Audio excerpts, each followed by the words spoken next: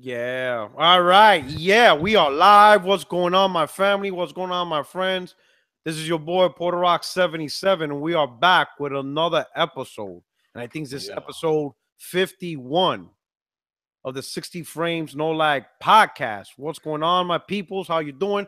Thanks for showing up to the chat, to everybody that's been here, to Tuda, Garuda, EJ Johnston, man, my man, you always been there. Brian Stalbert, thank you so much. And soon, the chat will be filling up and stuff. Did this man, the Godfather sneaking in, doing his thing. He's sneaking in. Once he saw the live, he's like, let me get in this motherfucker. Let me get in here. Stop all this slander. Let me get in here and collect on my bet. You know what I'm saying? Oh, no. Bet, man. We're gonna talk about that, dog. We're gonna talk about that. $500,000 only. I see. Yes, worldwide. Oh shit! That ain't nothing, dog. I'm sorry. No, worldwide. He's talking worldwide, not U.S. God bless you. Woo, boy, I'm telling you. Listen, I'm gonna collect your passport, dog. You ain't going nowhere. You can't leave, dog. Oh man, wait. I know some motherfuckers in Quantico. We coming after you, dog. I know. What's up, man? This is gonna be a good time. Yo, it's a good week, man. For the first time, Xbox community's like happy and some shit. We're gonna talk about that. But anyway, we're gonna run through. Yo, Godfather. Yes, sir. What's going on, brother? How you been, man? I'm living, man. I listen. I have to say this right now. I'm happy. I'm content. I have found, there is a God. You know what I mean? There has to be. After this console here, I know that there's someone sitting on the cloud who sent his blessings in the form of a console. I'm trying to tell you, it's the best thing since sliced bread. Yeah, his name is Phil Spencer. No, I'm talking about the console. The console got greenlighted by Donnie D, but that's another story for another day. But yeah, the console. Woo! Loving it. Oh, snap. Oh, man, awesome, man. Glad to hear. Glad you're enjoying it, all right? Hey, so J-Dub, Mr. I'm going to call you Santa Claus because, goddamn, we're going to talk about that, too. But what's going on, Santa? How's everything? Everything's good, man. Can't complain. What's up, everybody out there? It's your boy J-Dub, a.k.a. Kratos, the god of PlayStation.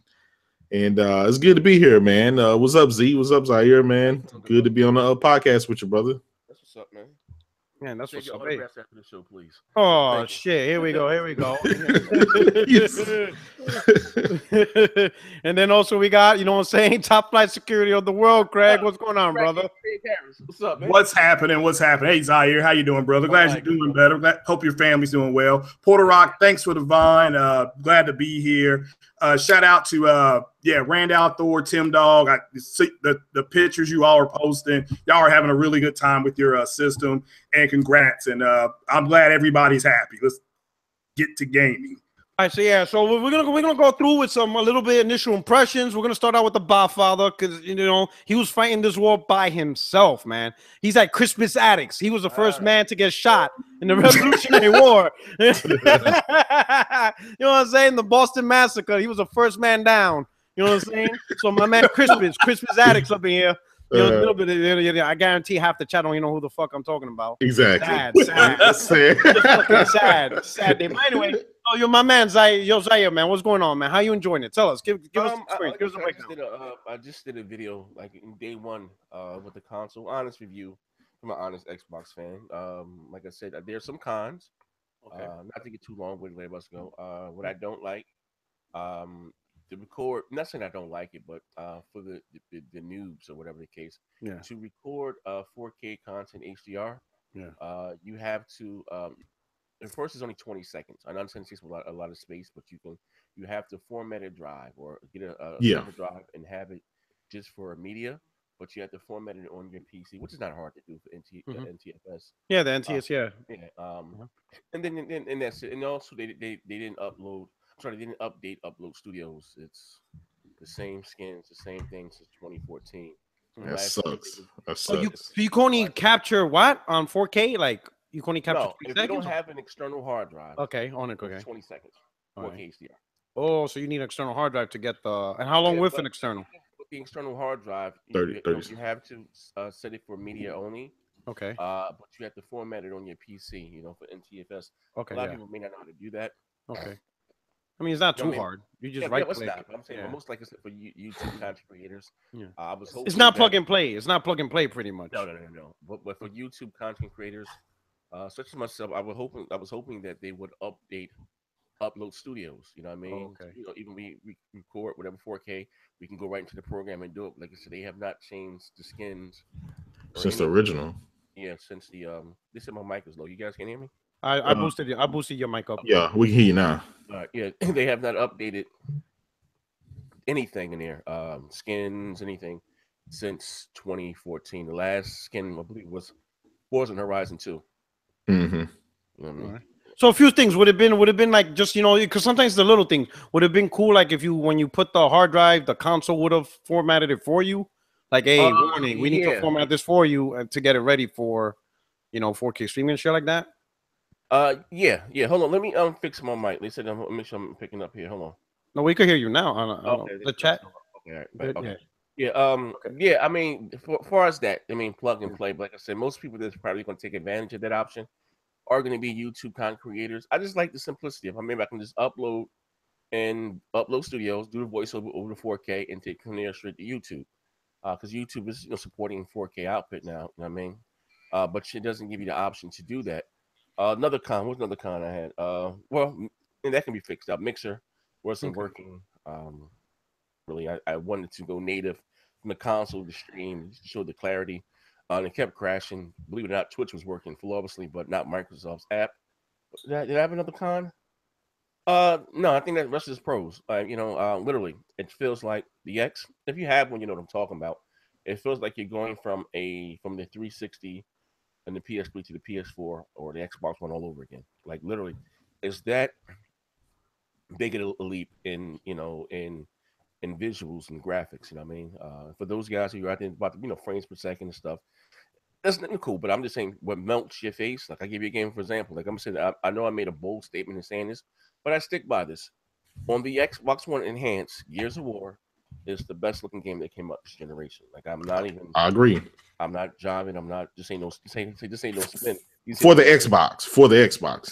Me, period. I have everything. This is the best looking game that I've seen. Their campaign is the best looking game I've seen graphically this generation. On the Xbox One Enhanced, 4K textures. No, textures will give you the graphics. Everything pops. I mean, I have Uncharted. I have everything. The Order, Rise, whatever game that we got this far was the 8th generation. They said was whether you liked the game or not, that's all subjective. You know what I mean? I'm talking about as far as visuals. You know, the eye candy.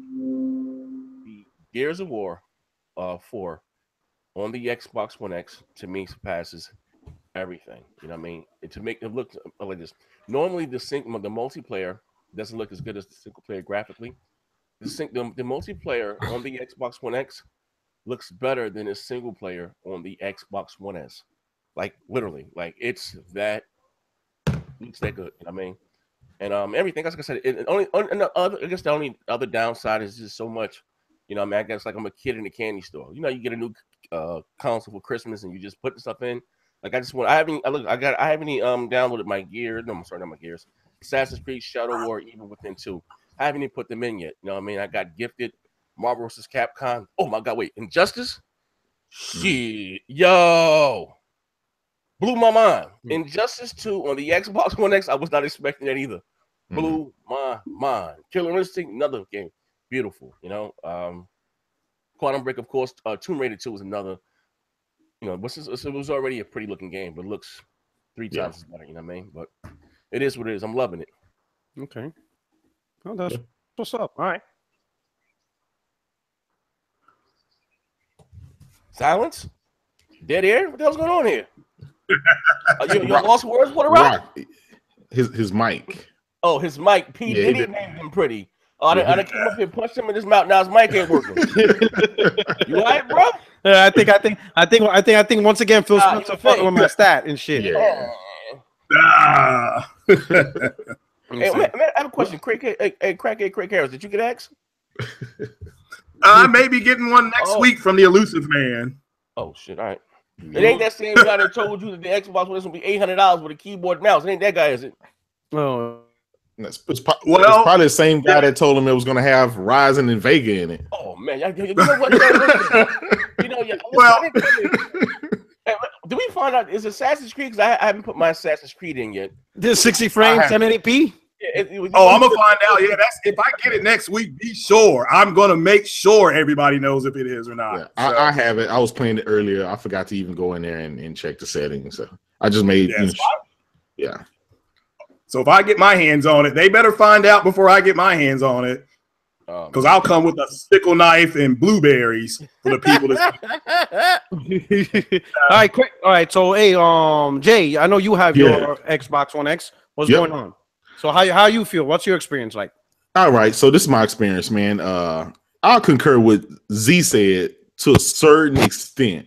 The best game on the X and the best visual looking game would have to be Gears of War 4. When I cranked it up, I mean, my jaw dropped. I was like, damn, this game, this is how it should have been played. So I will say that is the most defining graphical fidelity type of game in the Xbox ecosystem. I wouldn't go anywhere near as close to saying any of Sony games because these guys give you them type of games every single freaking game. Shit. Here's that nonprofit work. So, no, I'm just being honest. Come on, here we go. I'm just being honest. You know? when you're used to having, blockbuster mega games, then it kind of waters it down. But now, much props. I hear Zaire cracking his knuckles. You about to get this work? He's already in the background, hitting the bag and shit. No, but I'm telling you, the Gears of War, that was the first game I popped in, and I was pleasantly surprised. I said, this is the way it should have been. This is, they did all that, the graphical upgrades. It was a beautiful game on the S, and so it being in 4K just enhanced it even further. You could see all the lightning, the artifacts, and the lighting, and just all the stuff. So it's pretty good. Here's the problem I have though, and all the games look pretty good, but Gears of War would be my number one game to get. The second one was Shadow of War. I had to eat crow with that because I have it on the Pro, and I figured it was just gonna look a little bit more. Dude, it's not a little bit more. It's a lot bit more. Oh shit! I'm gonna give again, hands down.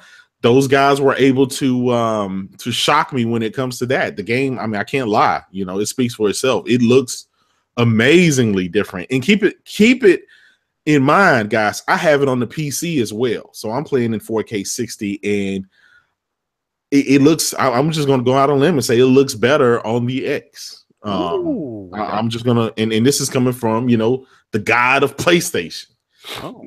Now here is when the ship kind of sinks downhill. So I got Call of Duty. It looks really good, but it looks the same as on the Pro.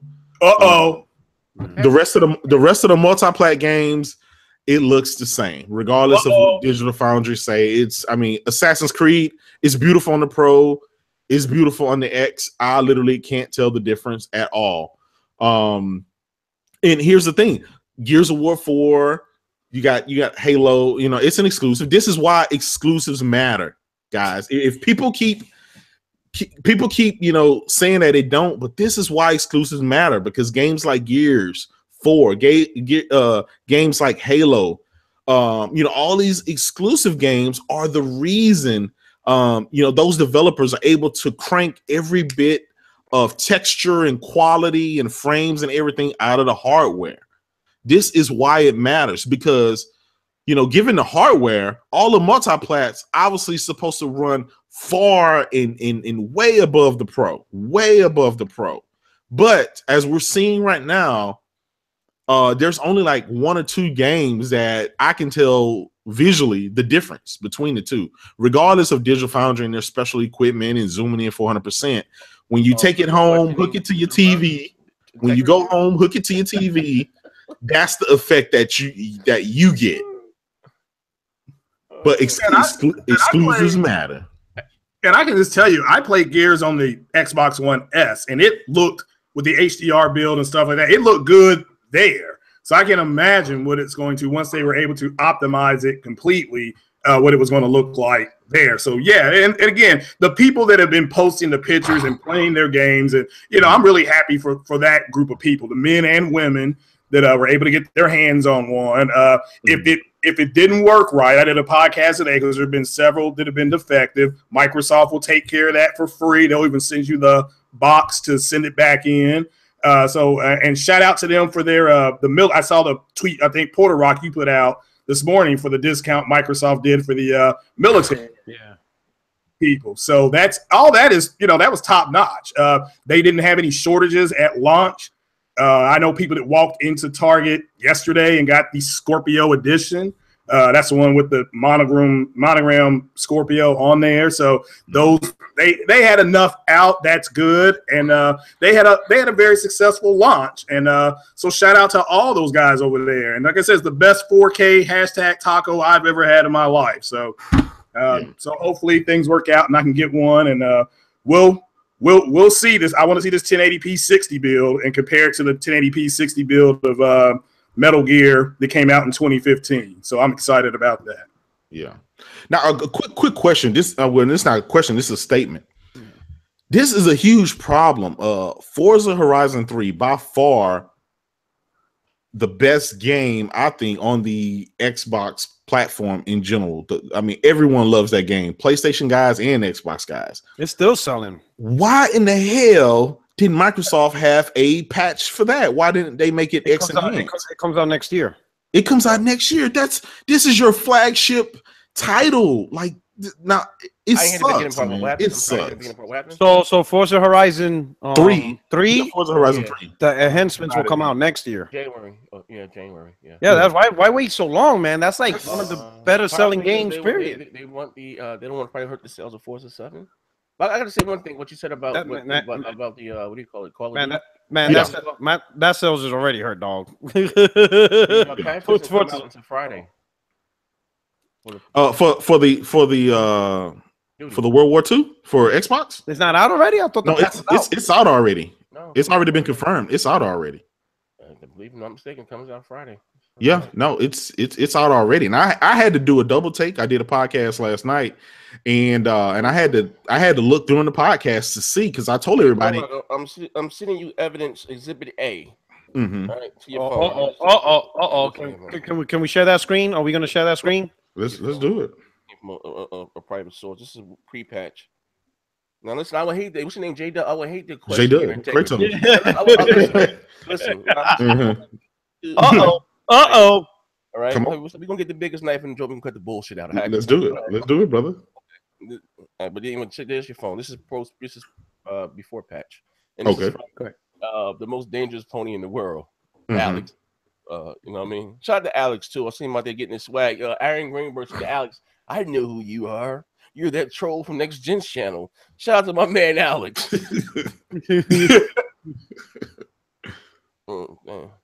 Discretion. Yeah. But anyway, yeah. But a lot of it's not a lot, but the list is. I'm sorry. Is still Windows. I'm looking right now. Windows Central has it. Even Microsoft's own site says it has it. But like Destiny doesn't have it too, but it hasn't gone live yet. Yeah. Destiny says it's coming. It's coming soon.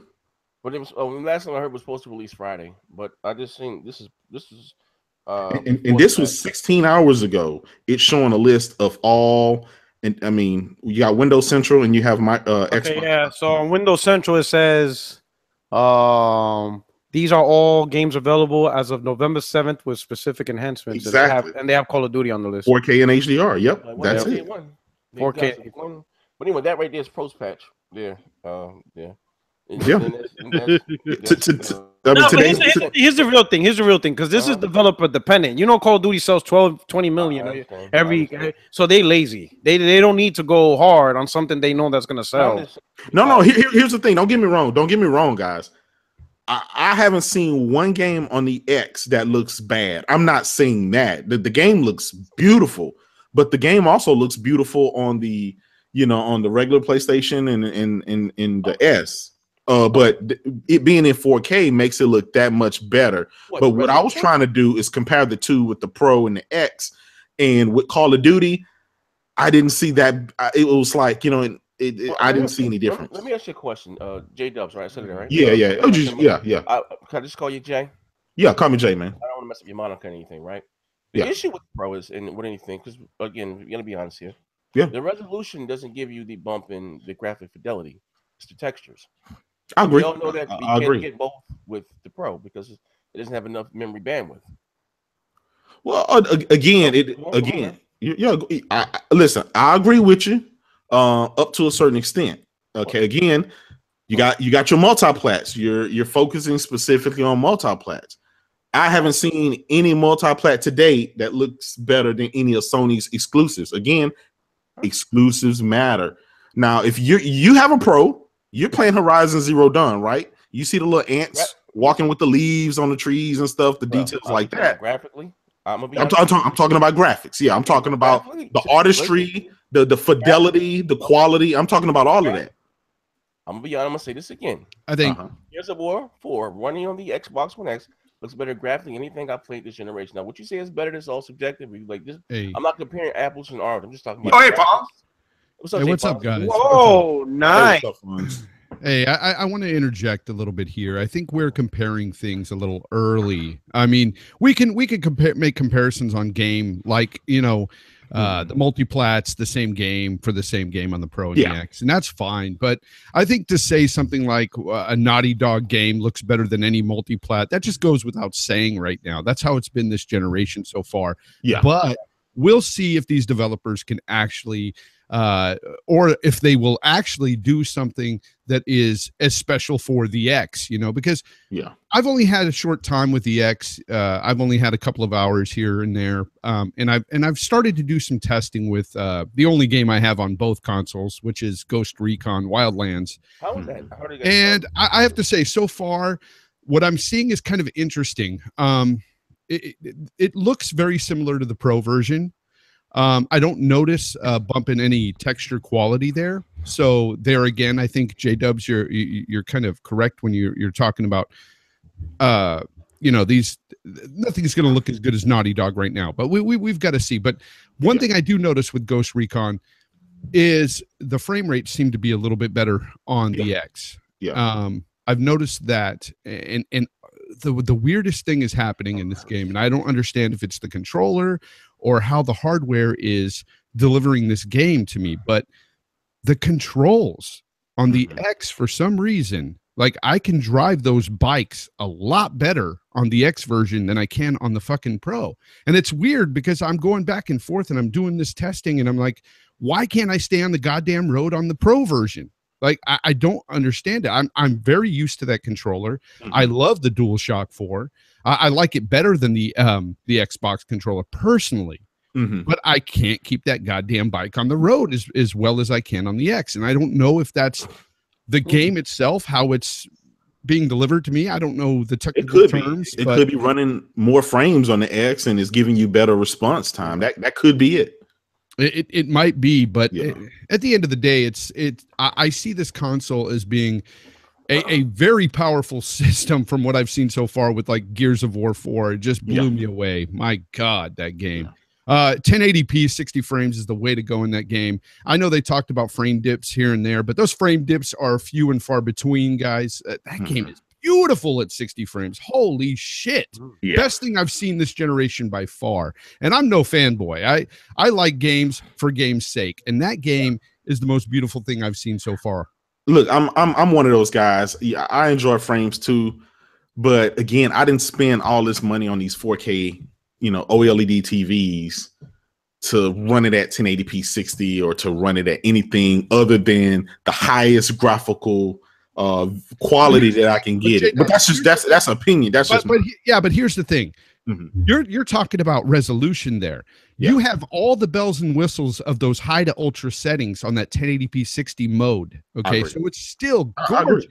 The only difference there is that you're getting a smoother response in gameplay with that 60 frames, and that alone makes it much more worthwhile to go with those settings than to play at 4K 30, in my opinion. Now, if you want that resolution bump, yes, you could tell a slight difference there, but honestly, with those textures and stuff, I mean, I'm thinking to myself this way. I'm looking at the average guy who may not have a 4K TV right now. this thing is beneficial to you guys. I'm telling you right now, that Gears of War 4 just proved it for me in that 1080-60 mode. That thing looks that thing is going to look great on a 1080p set, hands down. And I'll be honest, I've had a Pro since launch, and I have seen nothing that looks better at 1080p on a Pro, on a 1080p display. I've seen nothing. Yeah, I was going to ask, do you think, Jay Fonz, that it's just depending on the developers, on the whole definitely. Most 1080p. It's all up to developers. Yeah. Most definitely. And that's the thing we're going to have to run into here. See, I'm not this guy that's going to say, oh, the end is here. The X is going to beat all, end all. Yeah. No, I'm just saying this console is powerful enough for these developers to get some good quality things out there that we may not have seen this generation on a console, mind you. But I don't think I'm going to be realistic here, because I've been with the Pro since day one, and I know that some of these multi-plat developers just do not spend the time that they could on these consoles, these mid-gen systems. And that is the only thing that worries me about the X. But at the same time... And that's why, again, what you're saying, that's why exclusives count, because Microsoft could put their developers on a game and make sure it has the time, the quality to get every single resource to show you this is no doubt why you have to have an X, because you can't get this and you can't get that, and you can only get it here on our platform. This is why that really matters. And it's going to take maybe a year or two for them to get that game. But so far, with the miracle that they pull with Gears 4, the miracle, I'm a winner. I'm sold. I don't think it's much of a miracle more than the fact that they did put out a good product that can deliver power like we haven't seen on a console. I agree. But I also agree with you that, you know, we're just going to have to, exclusives do matter, of course, guys. You know, I say this all the time. Exclusives do sell some consoles, okay? They do. And if you look at the past couple of years, that hasn't been any more relevant, because it has been putting PlayStations in people's homes and has been putting Nintendo Switches in people's hands for exclusives. So exclusives always will matter, but we have to realize this too. Multiplats are the largest selling games by volume, you know, because they're on every console. So that is really a big deciding factor in a lot of people's minds out there still yet. Even though exclusives matter, there's a lot of guys out there that are only interested in the Call of Duties and, you know, the Destinies, the Maddens, you know, and those guys, when they see the X, my God, you know, like I've heard, I haven't seen it, but if they see, you know, how I've heard Madden looks incredible on it, but I haven't seen it. Have you guys tested that one out at all? I have it. I have it both on the Pro and the X. Yeah, it's that's another title. Again, I think that EA was either lazy or they just did basically what the other developers did. They just put it in 4K and they didn't. Really? That's all they did? Yeah, it looks the same.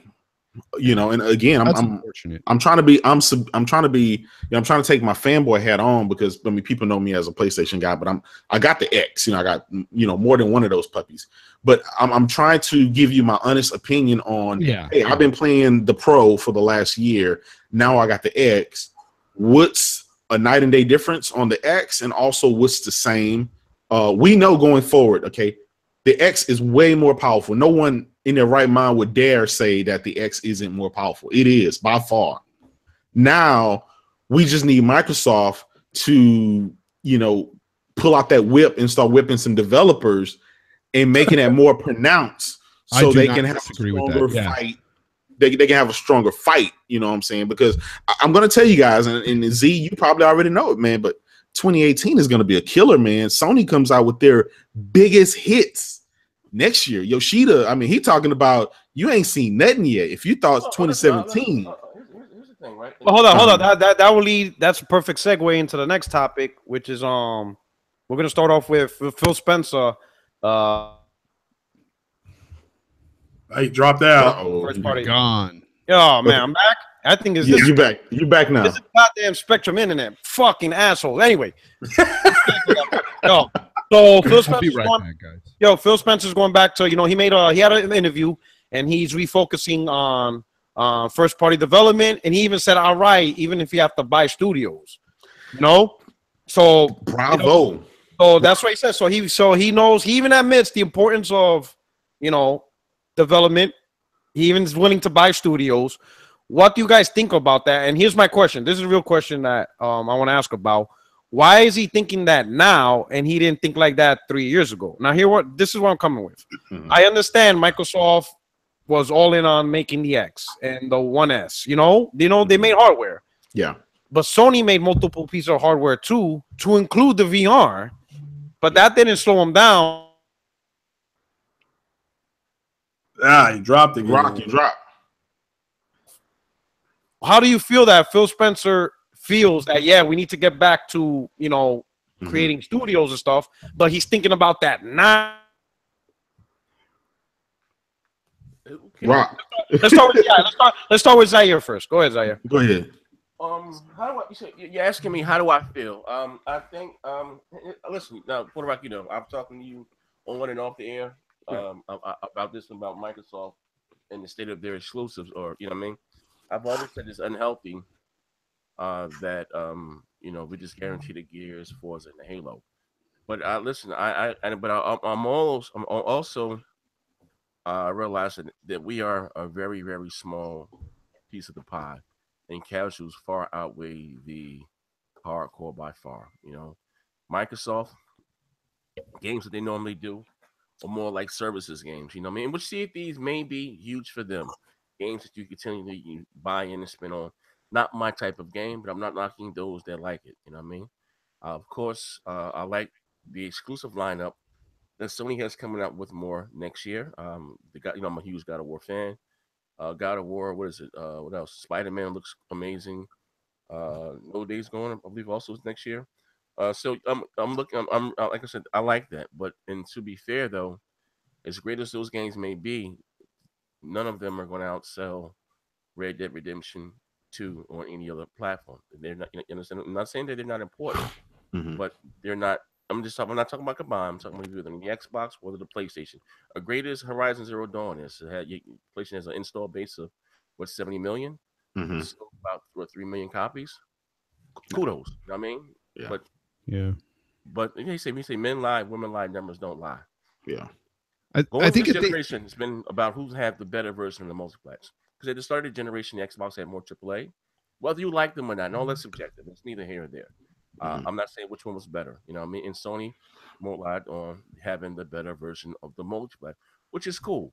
I just look at it. I'm not saying that I agree with it right now, maybe for a year or so. I hope not longer than that. Sony's going to have the exclusives, and Microsoft's going to have the better version of the multiplex. You know what I mean? I'm like I said, it's going to be very interesting to see what they show this year at E3. 2018?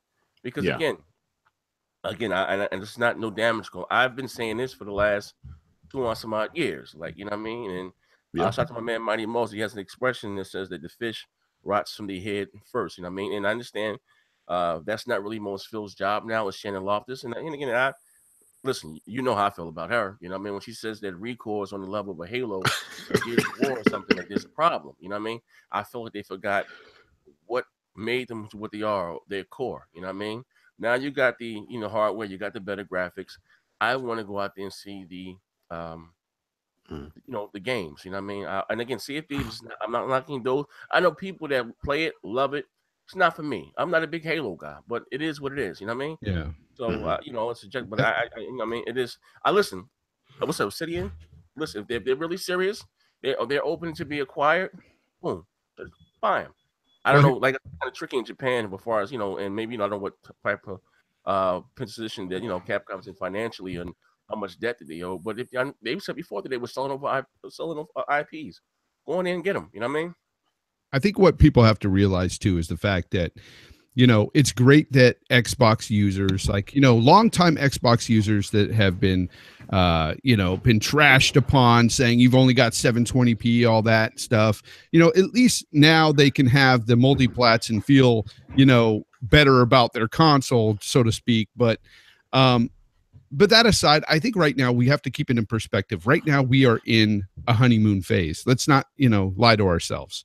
So every time I get a new console, I'm in that honeymoon phase. I was with it, you know, with a Pro. I was the same way.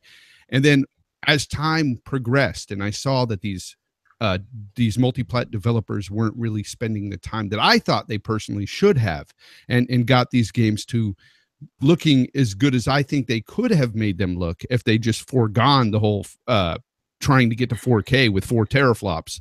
Because I thought that was just bullshit. I would rather have better textures at 1080p than that extra, you know, resolution. You know, kind of the narrative. You remember the 1080p makes you. Yeah, but here's the thing. I think we have to. My point is, we're in the honeymoon phase right now, and when that goes away, let's give it a, you know, even a month, maybe even a couple months for some people out there, for some diehard Xbox guys, they're going to be looking for that next big exclusive. A lot of people are going to be looking to the Microsoft to, hey, what do you got next for us? Because Gears of War looked phenomenal, Halo 5 looked phenomenal. What's next? You know, because Lucky Tales ain't going to do that. Right now, in what we know of Crackdown 3, that's not going to do that. What's next, Microsoft? That's what they're going to be asking. I'm going to be asking that soon. You know, it's just, that is how it is. Like, you're always in that honeymoon phase when you first buy a console. Yeah. Let me hold up. Since we're on the topic. Hold up. Well, I was going to answer real. Let me answer real quick. Fine. Are you going to move on? No. We're not moving on. Same topic. Okay. Go ahead. I'm sorry. So on the same topic. Well, here's the thing. So you know, the whole multi-plats, everybody calls it multi-plats. We're gonna see how that narrative is now that the 1X is out over the next couple of months, because the narrative doesn't mean anything unless you outsell your competition. You know, if PlayStation still continues to outsell the Xbox, then you can't say more people want the better version of multiplats if it doesn't result in the console actually outselling the brand. Because it doesn't make sense to being outsold, but yet you're saying people want it because of a better version of multiplats. That's the assumption now, because of how PS4 greatly outsold, you know, the Xbox over the last 3-4 years. And apparently the only reason some people feel is because of the multiplats, because apparently some people's opinion, Sony didn't do anything else right. That's going to be the opinion.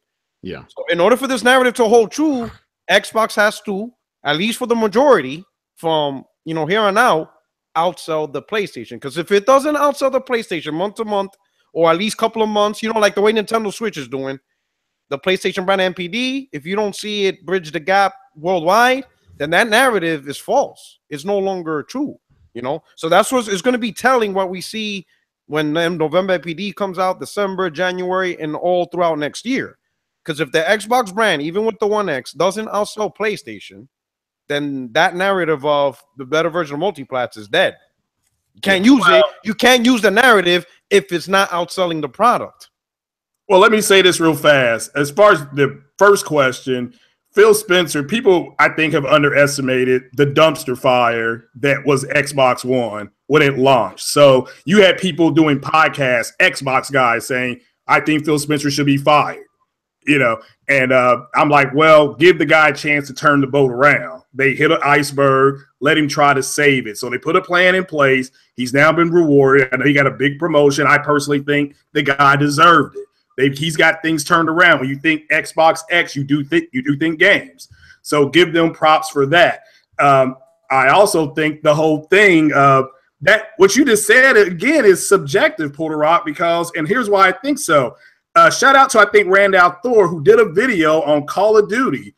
The PlayStation, which is supposed to have the inferior version, okay, let's just say it does, it's outselling the Xbox version, and it's not because it doesn't, what it looks like. I'm not for sure. I haven't seen it. I don't play Call of Duty. It's because of the content.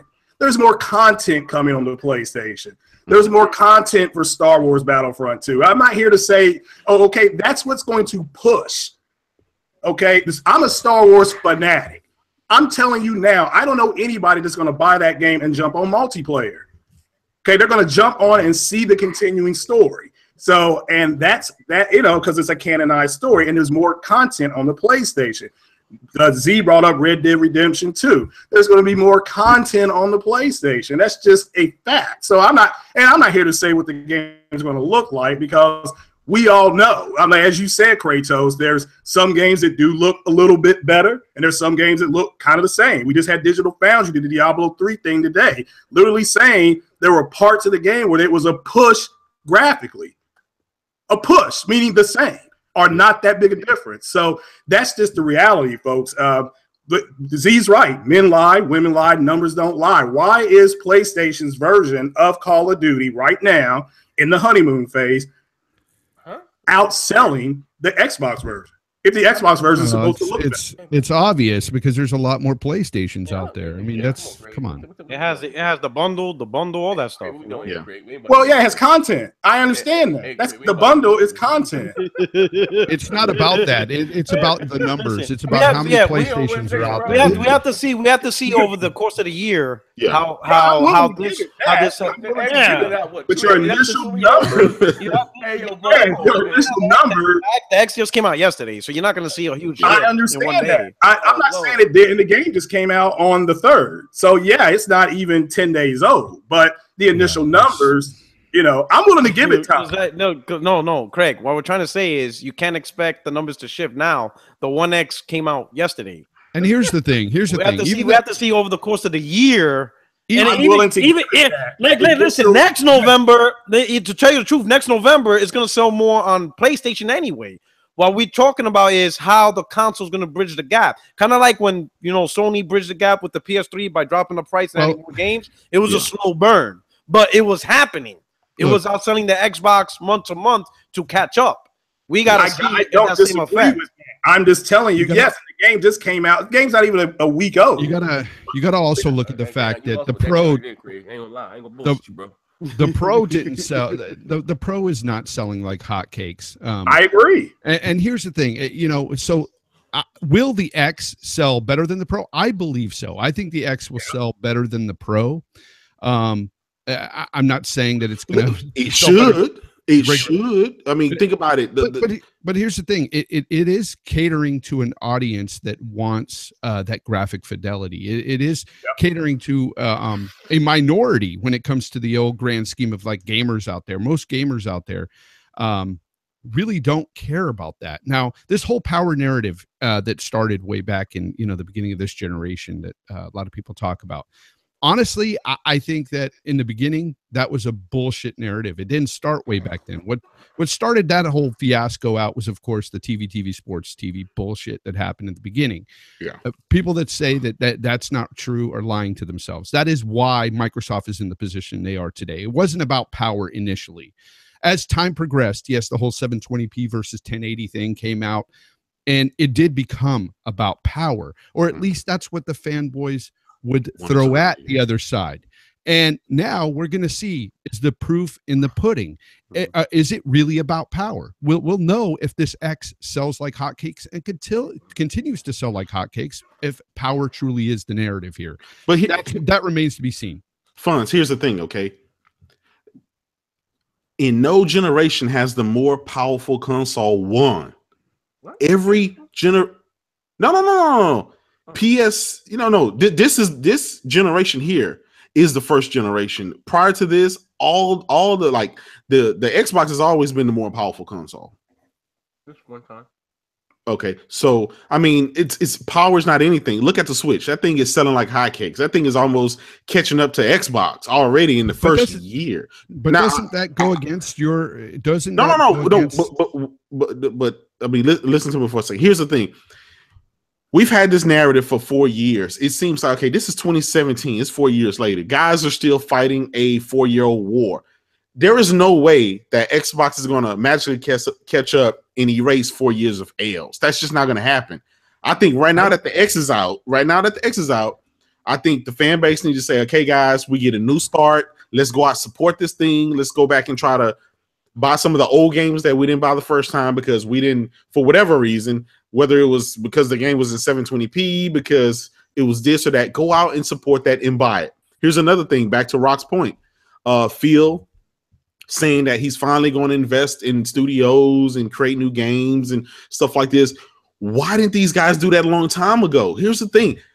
You can have weak hardware, but if you can overcompensate by providing tons of new games and experiences, you wouldn't be in that situation.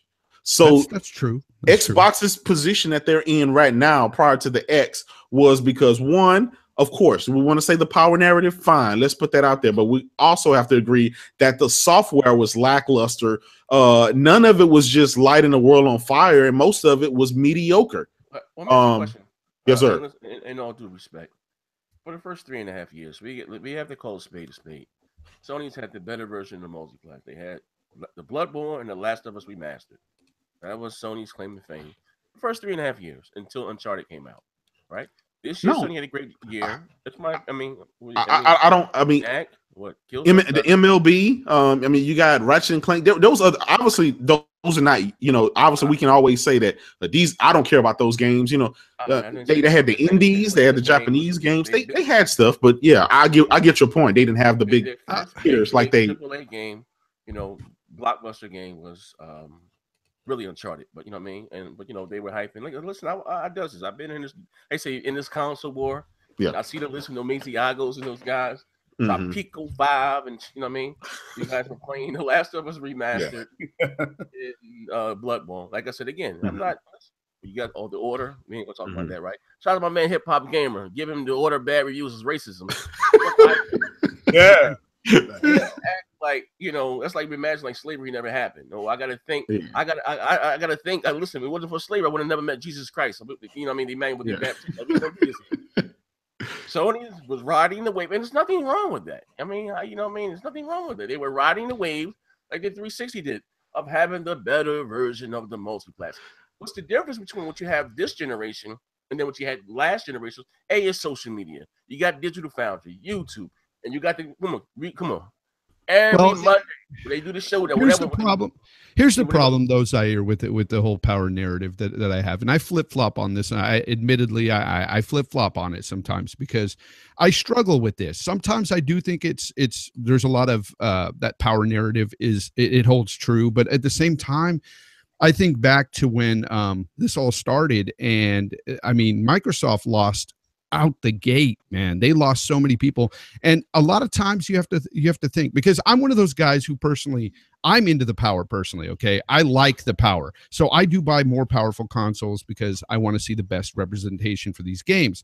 However, I'm in a minority group. I'm in a small minority group of gamers that are into that sort of thing. A lot of gamers don't really care about power, and that's where I struggle with it, because sometimes I think that this was just lost right out the gate with Microsoft, and a lot of people went over to the PS4 because their friends were switching to the PS4 based on the whole DRM bullshit at the beginning, the TV sports, all that stuff. Lots of people were switching over, and a lot of people followed suit because their friends did. And that's where I think sometimes this whole power narrative is just like another dig on the other side for these fanboys, you know, the Sony fanboys. I think 2013. I think sometimes they throw that out at you guys because they just want to throw something at you. You know, it was $100 cheaper for the first 6-7 months or whatever. And then Microsoft connect out the box, and it was more powerful. And then again, you had the whole thing again, because I said what we had this generation. I always said this was very silly for console gamers to be arguing about resolution in frames. I've never partaken in one of those arguments coming up back in the day. Well, Sonic has a higher resolution than Mario. I've never in my life. Now we can argue about who got the better games or better graphics. I've never, as a console gamer, protecting in the resolution and frames per second argument or debate. Never. I've always said that was very silly for console gamers. If you care that much about resolution and frame, maybe you should game more on PC. But it is what it is. But I can't again, act like that doesn't happen when Sony themselves, you know what I mean, said that 1080p would make you a better gamer. Mm-hmm. I'm not talking about some small, Roscoe's Chicken and Wop channel here. This is coming from the Sony execs. Yeah, putting that shit out there on Twitter. They was kicking the dog when he was down. I get it. We get it. I mean, they do that all the time. I mean, and what was helping Sony out at the, they were having, because no one had, schools, we were all looking for the Witchers or whatever the hell it is. They had the better version of the multiplayer. You remember this? Call of Duty with 720p and 1080 on the PlayStation. Yeah, that was huge. But again, That's a 3 to 4 year old fight. You can't bring that into 2017. This is like, okay, now for the first 2 years, I give you that. For the first 2 years, that stuff happened and it played a major role. What exclusive is? Let me ask you a question. All right, we got get out. We hate to. No. Let's say what exclusives did Xbox have? Because those didn't sell. Those didn't do good. So you can't bring up. Okay, fine. Yes, you had more exclusives. I'm asking you a question. It's what big exclusive did Sony have in the first 3.5 years? They had a lot, man. You got think about it. MLB, it's the only baseball game there. MLB though, for me that didn't do anything. No. Here's the thing. Now again, you got Sony is sitting with 70 million install base, close to that, right? Of course, not every single game is going to. Because that's not answering the question here. I'm asking you for the first 3.5 years. What was Sony's big exclusive? But Zaire, in the first 3.5 years, it wasn't about exclusives and it wasn't about power initially. It wasn't. Initially, it was about Microsoft dropping the ball. That and I will stick to that point, in the beginning. But as time went on, the whole power narrative started to rear its head. Version of the multiplex. You saying it's about games? The first 3 years, I have a PlayStation, bro. You had the Last of Us. Everything. You had the Last of Us. Obviously, look, the beginning of this generation. Okay. The content was light on both sides. You had all the remasters. I remember you doing podcasts. Everybody else was doing podcasts. Another remaster. We're tired of remaster. We're ready for this thing. What was Sony riding on? What happened? What?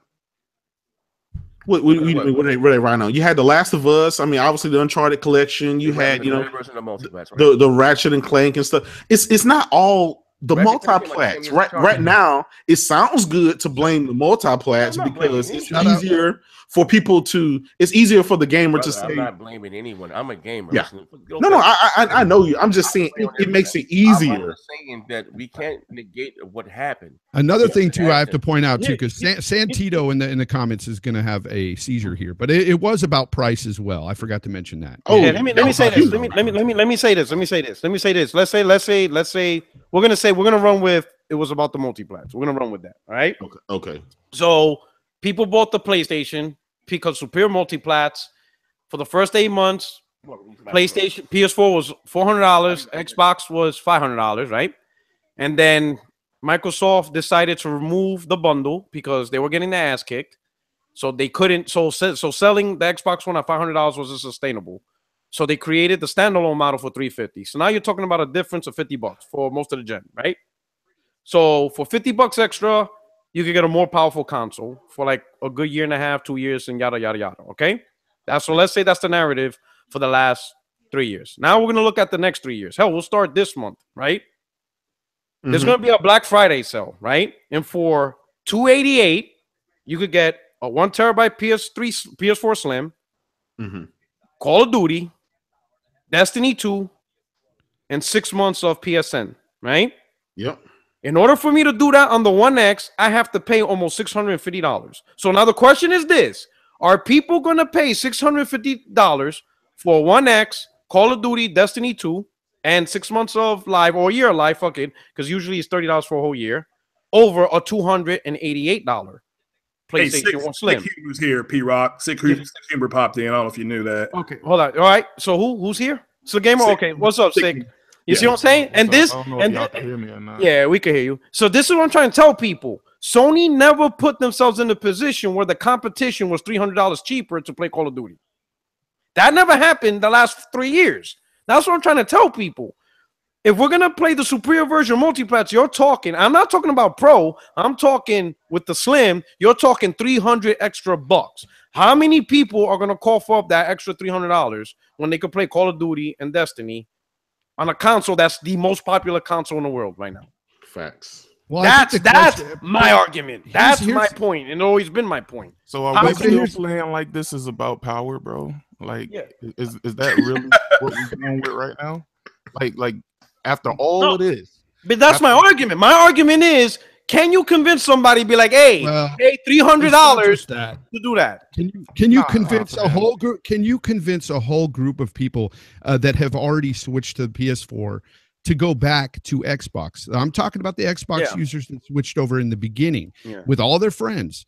Can you convince them with a console that, yes, is indeed more powerful, but ain't got no games.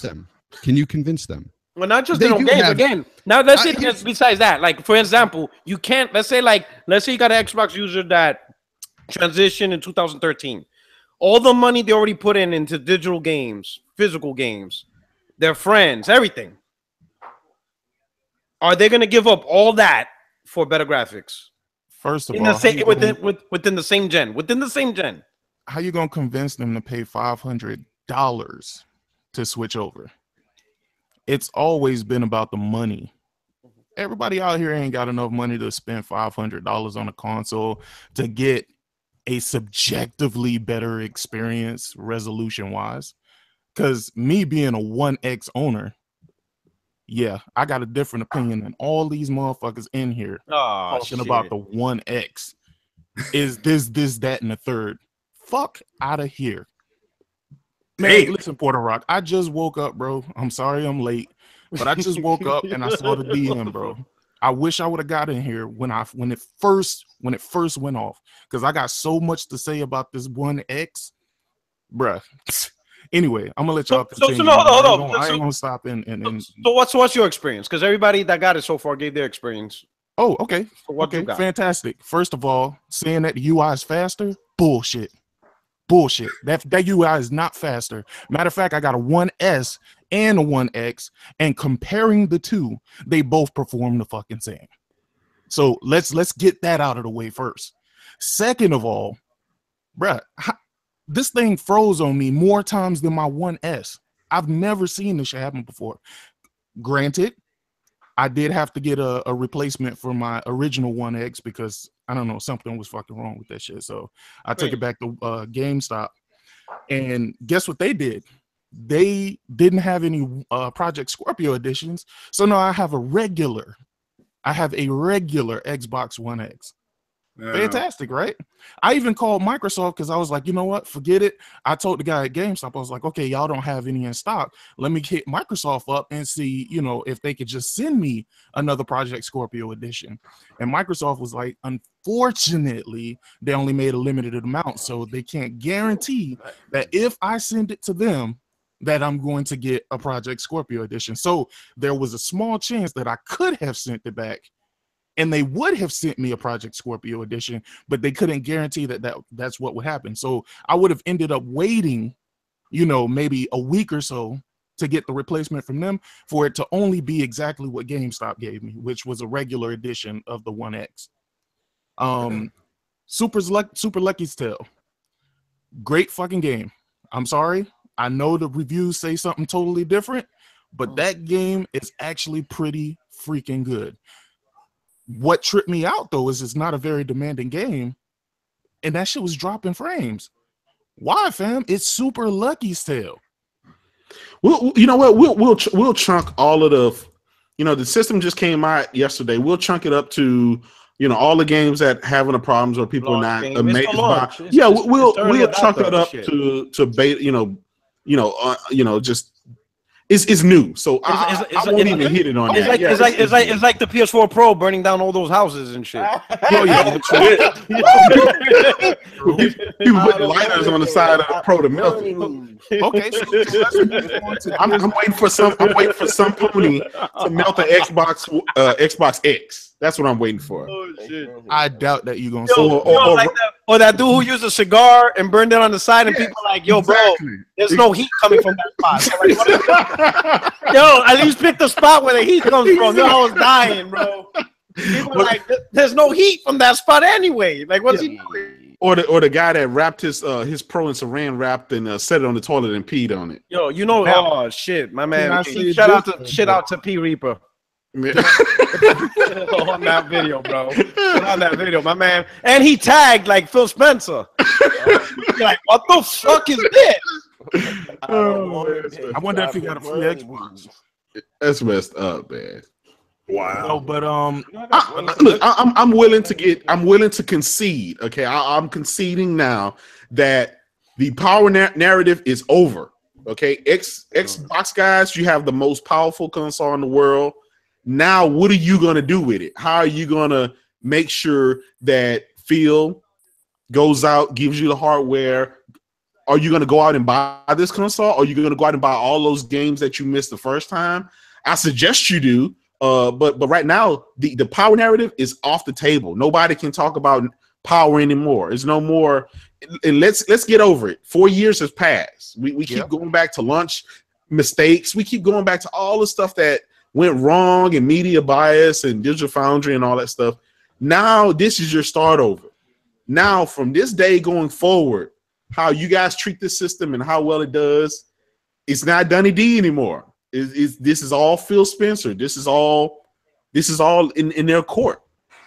Now you gotta fight against Nintendo. The fight is not really between Sony and it's not between Xbox and PlayStation anymore. That ship is sailed a long time ago. It's about Nintendo because that's a whole nother ball game.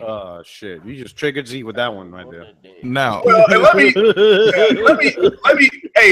me just ask a rhetorical question. This is for the panel. This is rhetorical. If power was that important, why has the Switch, which is the least most powerful console out, been able to outsell both? Guess what? Nintendo gets a pass all the time. It doesn't matter what the fuck Nintendo brings out. They win every time, bro. They get right at the start, especially. They always sell a lot of consoles at the start. Let's talk about this console. Let's talk about it in a year. Not the Wii U though. Wii U died after 2 months. Yeah, Wii U. Yeah. Well, no. That's because the game sold a lot in its first. At the very beginning, they did sell a lot. Everything gave us Mario. It didn't have legs. Zelda.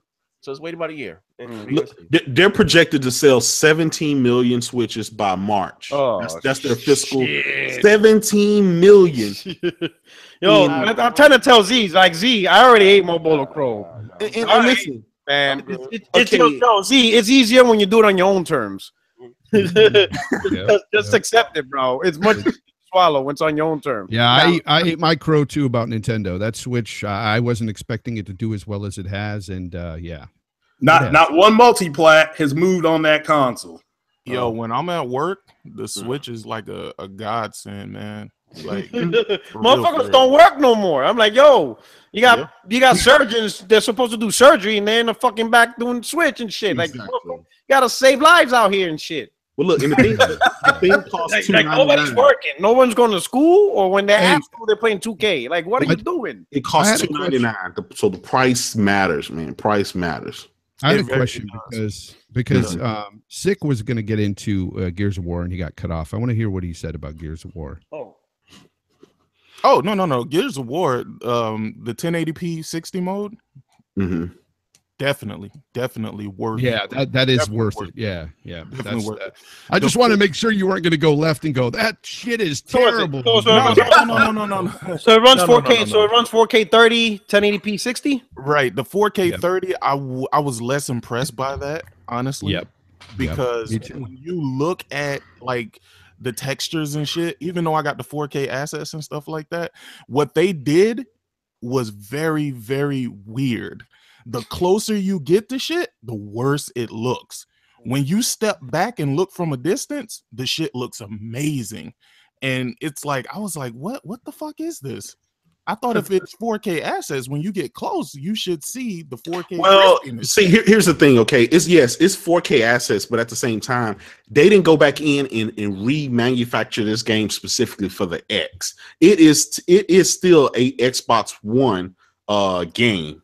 You see what I'm saying? It's only so much upscaling and revitalizing some of the textures are going to do. These guys didn't spend 4 years on this, making it to work in 4K. That's part of the problem. Here's the thing, though. How does it look on PC? I've heard that it looks just the same on PC. It does. I have it on PC, and again, Gears on PC and the X look amazing. I mean, for what they did, it looks amazing.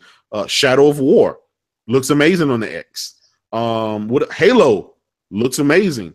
Other than that, everything else kind of it looks beautiful, but it's not that much of a difference than the Pro. I couldn't tell the difference between the Pro and that. And what about Forza? What about Forza?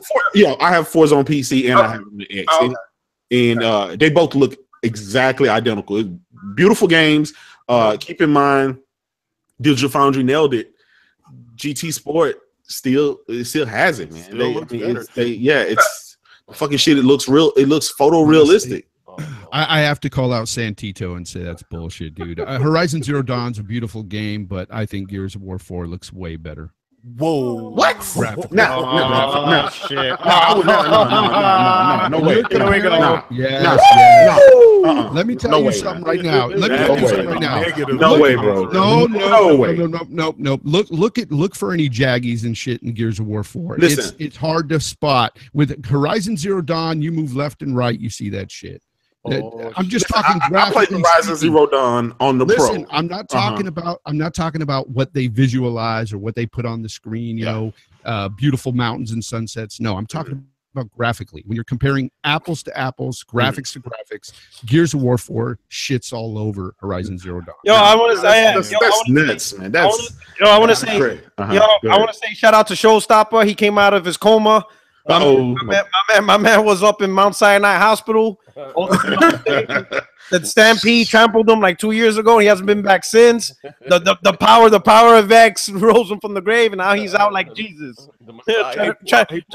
He's gonna be back on BGST preaching the gospel. Nice.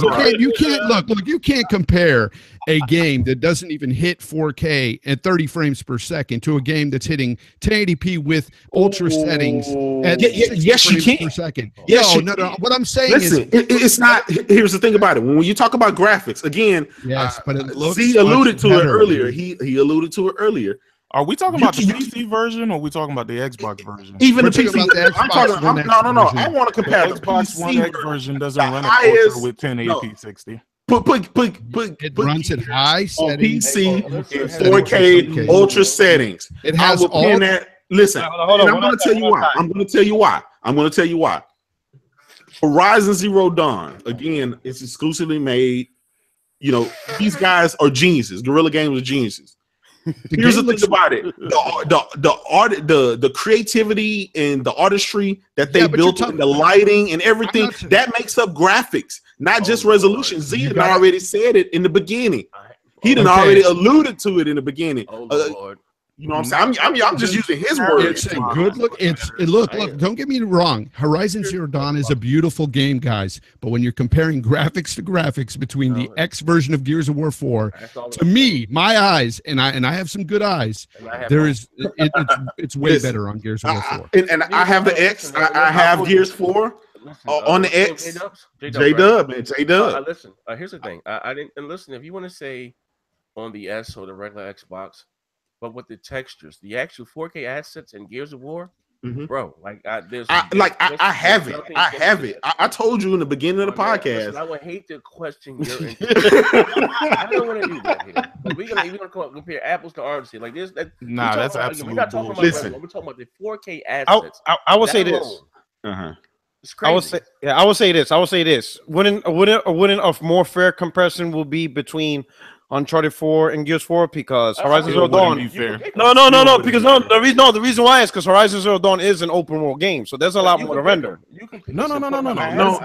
Let's do this, Porter Rock. There's a lot more to render. He stated 60 frames. Gears and Uncharted are both linear. Here's the thing, Porter Rock. Real talk, right? You can. I said you can pick the game. I know people like to say Horizon Dawn, you know, because it's a nice looking game, and I'm not saying which exclusive is better, which you prefer to play. I'm just talking about sheer eye candy.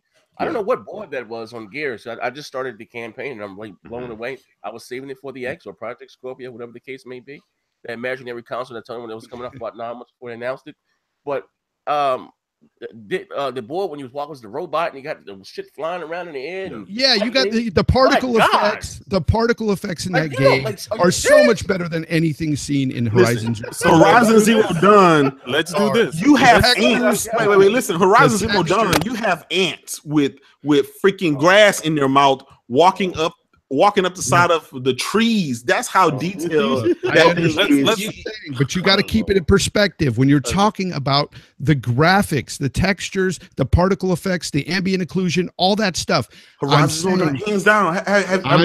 I'm saying it looks better on Gears of War 4. Technically, what TV y'all playing it on? I mean, I'm glad they're saying this because I think Z got his pro hooked up to his old school Hey, look, standard definition TV, man. Because hey, Kratos, yeah. I'm going to make a comparison video just for these guys because clearly something is absolutely wrong with them. We got digital humor. Digital humor is gonna do his thing. No. Check this out. I'm being Gears of War 4. I hear what they're saying about Gears of War, but I played Gears of War. I saw it with my own eyes on a 4K TV in 4K 30 mode and in 1080p 60 mode. On a technical level, Gears of War 4 is the best looking console game I've seen this year. Absolutely. Well, you know what? In your opinion, yes. Yeah. But when I put the comparison, it'll be whoever's looking at it. In your opinion, Gears of War 4 is it doesn't. You know what? This is the problem. This is why I think we need to all agree. We all agree that Gears of War 4 on the Xbox S and the OG Xbox sucked so bad that when they finally ported it to the X, it made people be like, this is the second coming of Jesus. No. But can we agree that both Horizon Zero Dawn and Gears both are really good games? Honestly, in my opinion, Titanfall 2 looks better than Gears of War 4. Okay, I understand. Just being honest. I'm just trying to get to a point where Man, you're crazy. Everything from the environment to the greenery, everything, the mountains. See that again. You're talking about what was developed in the game, mountains and everything. I'm talking on a technical aspect. When you look at the textures themselves, you look at the particle effects, you look at what they're doing in the game. Absolutely. Okay. So Franz, based on what you're saying, then anything on the X automatically looks better than any other console because it has the 4K textures and stuff like that.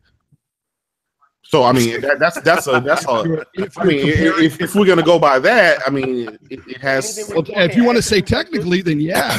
Okay, then I mean, we can't even fight with that. No. Automatic hell. If that's it is, I want to see the comparison between God of War and Sea of Thieves. We're gonna see if that holds true. We're gonna test that theory. God of War versus everything on the Xbox One. We're gonna test that theory with Sea of Thieves. We're gonna see how far Texas is gonna go with that game. Let me tell you who the X is for. I'm going to tell you who the X is for. The X is for everybody who owned the S and the original Xbox. I agree totally. Now, hold on. I know you're going to say, "Oh, pony humor." You know, listen, that's not even what it is, bro. If you've owned the Pro and then you bought the X, I was sitting back looking at the games like, now, when is it supposed to wow me? Oh man, come on, bro! Don't do this. Listen. Don't do this. I've said that. I agree with him 1,000%. I agree with him 1,000%. On my shelf right now, Porter. Sick. Jay, are we doing some nonprofit work now? What are we doing? No. No. I did a podcast last night. Doesn't it become nonprofit work when I can turn on a game on the X, turn on a game on the Pro, and then I'm like, okay, so where's the difference? So wait a minute. You weren't wowed by Gears of War 4 in the way it looked. I was not. Listen, I'm not gonna lie. I send you a picture, Porter Rock, from the 4K version of Gears? I was amazed. Can I send that to you? I'm agree with you. Why I'm not wowed? I was wowed. I was amazed that Gears of War can look that good on a platform. Again, this is the best looking game on the Xbox platform, bar none. What's this guy's name again? What's your name? Sick Humor. Who? Sick Humor. Sick Humor. Okay, shout out to you, bro. I didn't. Wasn't here when you joined. Let me ask you a question. And again, I'm just meeting you. I was gonna throw that out there. That's my disclaimer. Okay. Were you wowed by anything on the Pro? Is it just me, or I can barely hear you, bro? I'm gonna come a little closer. What about now? That's better. Okay. Again, were you wowed about anything on the Pro? Absolutely. You know what? You know what? What do I got? How you ready for my show? Thank you for coming out. But here is the problem. God bless everybody. Good night. I got the Pro before I received an X. So what you guys are wowed by now on the You're X, wowed by resolution on you're the Pro. wowed by things that weren't. You are telling me, no, here's why you are wrong completely. You are wowed by resolution on the Pro, yet you're not wowed by the extra textures, the high settings, the ultra settings that they've got on the X, but you're wowed by a resolution bump? That's crazy talk. No. It's not so crazy. This 4K picture. I'm going to send you this 4K picture. Funds, it's not so crazy because you got to think about it, okay? We've already played Gears. We've already played Halo. So that wow factor is not even going to be there because what they're showcasing are old games from back in the day. They're not showing anything new that we haven't seen. So you got to take that into consideration. When the Pro launched, it was just about to drop. Yeah, but regardless, if you played it on the but here's the thing: if you play Uncharted 4 on a good 1080p TV on a base PlayStation 4, it looks phenomenal. And that's why the Pro didn't sell. That's why it's not a big difference between the Pro and the PS4 because the Slim, the OG PS4, was already so spectacular. It really you're okay. But Sick, you just contradicted yourself because you said you were wowed by the PS4 Pro. Have you played Horizon Zero Dawn on the Pro? I have played it on the Pro, yes, and I've also played it on a base PS4, and it doesn't look dramatically different. It has a resolution bump. That's it, a resolution bump. That is it.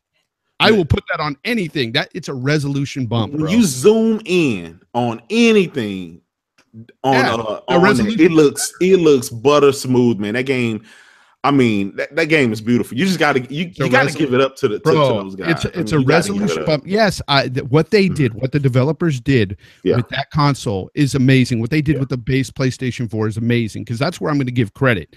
With the Pro, I can't give it too much credit because all it is really a resolution bump. I personally, I like having the best representation. Stabilized frames and resolution. I like owning the Pro for those reasons, but at the same time, I've been calling a spade this whole time. Since that Pro's been out, I've been telling people it's been a resolution box, and that's pretty much it. Let me ask you this: do you think people next year? Do you think people are going to care about textures on the X when they're playing Spider-Man, when they're playing God of War, when they're playing Days Gone, when they're playing... yes, because if the textures look like dog shit on Spider-Man, people will complain. Honestly, do you think they? Of course not. Of course not. I rest my case. Bad argument. That's a bad argument. I rest my case. Makes no sense. If it looks like dog shit, they will. Yeah, but exactly. we already know it doesn't look like dog. That's the thing. But here's the thing. Now with the Xbox One X, you know, those gamers over there won't have games that look like dog shit. Okay, so I mean, what's but here's the thing about it. Tell me this, Jay Fonzarelli. If you have a Pro, it doesn't look like you.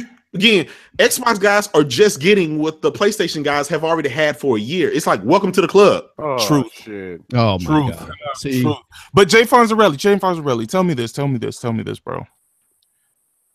With the 4K textures on Shadow of War, bro. How is it that Horizon Zero Dawn is still a better looking game? Oh shit! I don't have Shadow of War, so I can't tell you. I can't. Well, somebody gonna have to explain that to me because what you're talking about and you're saying is if it has 4K assets and it has 4K resolution, it automatically looks better. But you're talking about the artistry and the design What else could we talk about? Yes, I understand, but it's the technical input in these things. They could make this, game where they're making fucking these mountains and these rivers and streams and shit that you want, but they could have some shitty textures here and there that'll piss you off. That's where do you find that in Horizon Zero Dawn? You're gonna have to show me that. Yeah. With Horizon Zero Dawn, first of all, don't kid yourself. I mean, Horizon Zero Dawn, I like the game personally. Okay, it's a wonderful game. I'm not talking about feelings in this. I'm not talking about feelings. I'm talking about you showing me. There is motion blur there that when you move the controller, you will see it kind of blur the graphics and whatnot because the developers wanted you to do that. That's called motion blur. That's Gears of War 4 should have had motion blur for the 4K version of that game, and that's the truth. No, because that game is stuttery as fuck in 4K. Come on, Jay Fonz, are you really gonna sit up here and say that's not true? But they got a 1080-60 mode. Horizon Zero Dawn. I completely agree with you. The 1080-60 mode is phenomenal. Horizon Zero Dawn has But what are we talking about 1080 60 or are we talking about the way the game looks? Okay. Now you can't switch the narrative on. What about field keep the narrative one place in one direction? Are we going to talk about the way the game looks or are we going to talk about the technical performance of the game? Because when you drop it to 1080 60, they go hand looks in hand. Worse. They go hand in hand. Technical. The game looks worse. The way it's designed artistically. Okay, let me explain it to you this way. Okay, let me tell you this. Equivalent of the way the game looked on Xbox One S. When you switch it to 4K, that's when you see, okay, the textures look better until you get close to them. When you get close to those textures, it's the same on the PC. Some bullshit. It's the same on the PC. I'm not talking about where PC. going with that? I'm talking about Xbox and PlayStation. I'm talking about Horizon Zero Dawn versus damn near any game. And you're telling me Horizon, the way the game looks. Horizon Zero Dawn's textures right up close look fantastic. Can we have this screenshot battle? Can we have this? Can we have this? And not only I'm gonna do a comparison just for you, J Fonz. Not only that, but what else does Horizon Zero Dawn have a lot of? It's got that Turok effect where you got all that fog and shit in the distance. Our atmosphere, like no. Are we serious right now, J Fonz? Yep. They do have that right now. They do have that. I played it. All right, let's move on to a new topic. All right, we going 4K crazy. I'm telling you right now, this guy says that Gears of War 4 doesn't look better than Horizon Zero Dawn. He's got glaucoma. That's why I'm going to do a comparison for you. There is no game. Well, not for you, J Fonz. I'm gonna do it for the people because right now I see you're completely. Pictures don't do anything. Pictures don't do anything because you gotta see that shit. Word! You gotta see it in motion. You mean with the 4K Xbox screenshots is not gonna do anything? 1080 at 60 frames versus anything on that Horizon Zero Dawn. It trounces it, brother. It trounces it. All right, so we're gonna go on. So hey, how do you guys feel about the next thing? How do you feel that PlayStation trolled Xbox or Phil Spencer into now considering Xbox streaming? So in the interview with Bloomberg, screenshots. So streaming. All right, we're moving. So Phil Spencer had an interview with Bloomberg, the financial firm, whatever, and he talked about the future with games and all that stuff. But he mentioned in an interview that within 3 years they're looking into Xbox streaming to where you don't need hardware, that you could be able to stream Xbox games, and that apparently Microsoft was testing this in 2012, but the cost to get it reliable was too much. But now with Azure servers and stuff like that, advancements, they think they'll be able to get to that point where they could release a reliable online streaming service in 3 years. How you guys feel about that? What are your thoughts about they're pretty much let's just call it Xbox Now for the lack of a better name? Who would want to stream games when you can just download them? No, but I'm just saying this is what Phil Spencer said. They said within 3 years they could potentially provide a service where you can stream Xbox games and you don't need to buy the hardware to do it. So they're done with PC now? No, they're gonna keep. Right, so let me add a little. So in the interview, they were talking about user engagement, stuff like that. Right. So Microsoft's philosophy, and Phil confirmed this, that it's no longer about hardware sales. It's all about user engagement and getting your services and stuff to the user, regardless. So he's all about iPhone, iOS, PC.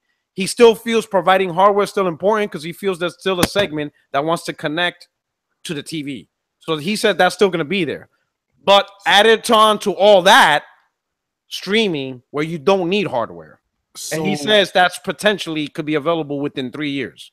So who is this for, though, is the question that I'm asking. For anybody for anybody who wants access to Xbox games without having to buy an Xbox hardware. No. I completely understand that, but I'm just saying, like, let's say you have basically PC, PlayStation Now, but it's just the Xbox version. It's PlayStation Now. It's pretty much PS Now, which is crazy because even PlayStation guys don't buy PlayStation Now. So why would Xbox Well, maybe they think that those guys, their fan base may do. Here's something you know about Microsoft. So Microsoft is trying to, I forgot what they called it, but ultimately, not even blur the lines. This is just the big picture for Windows OS. What they want to do is have the OS within the cloud and not on hardware. Oh no. So this is like one big long project they have where your phone is always connected to the network and is running off the network and not on your phone. It's like you're streaming the OS. So you can stream your Xbox, not Xbox, Microsoft OS off of anything because the OS is the cloud now. That's ultimately what they want. They want you to that's ultimately what they want. They want the cloud to be the provider of everything. So, like it's irrelevant what hardware you got. You could have the weakest piece of shit hardware in the world. You're still going to be able to use the most. Because some people don't understand. The whole point of streaming is to use an e-machine to play advanced graphics. That's the whole point of online streaming. So you can have very weak hardware, and you can play advanced games or services because it's the server that's running and doing all the computation and everything. Your device is just the screen template. It's not actually running the game. So I could have a $100 laptop that plays games in 4K because it's the servers actually doing the game. You know what I'm saying? Doing the game, not my computer. Basically, they are trying to get rid of the need to have high-end hardware in order to be able to play high-end games by streaming. Yeah. And technically, that's what Sony's trying to do also. You know what I'm saying? That's why they had PS Now on their TVs, because a TV cannot render a PlayStation 4 game. But with PS4 Now, then they just gave up on a TV because nobody buys TVs to play games.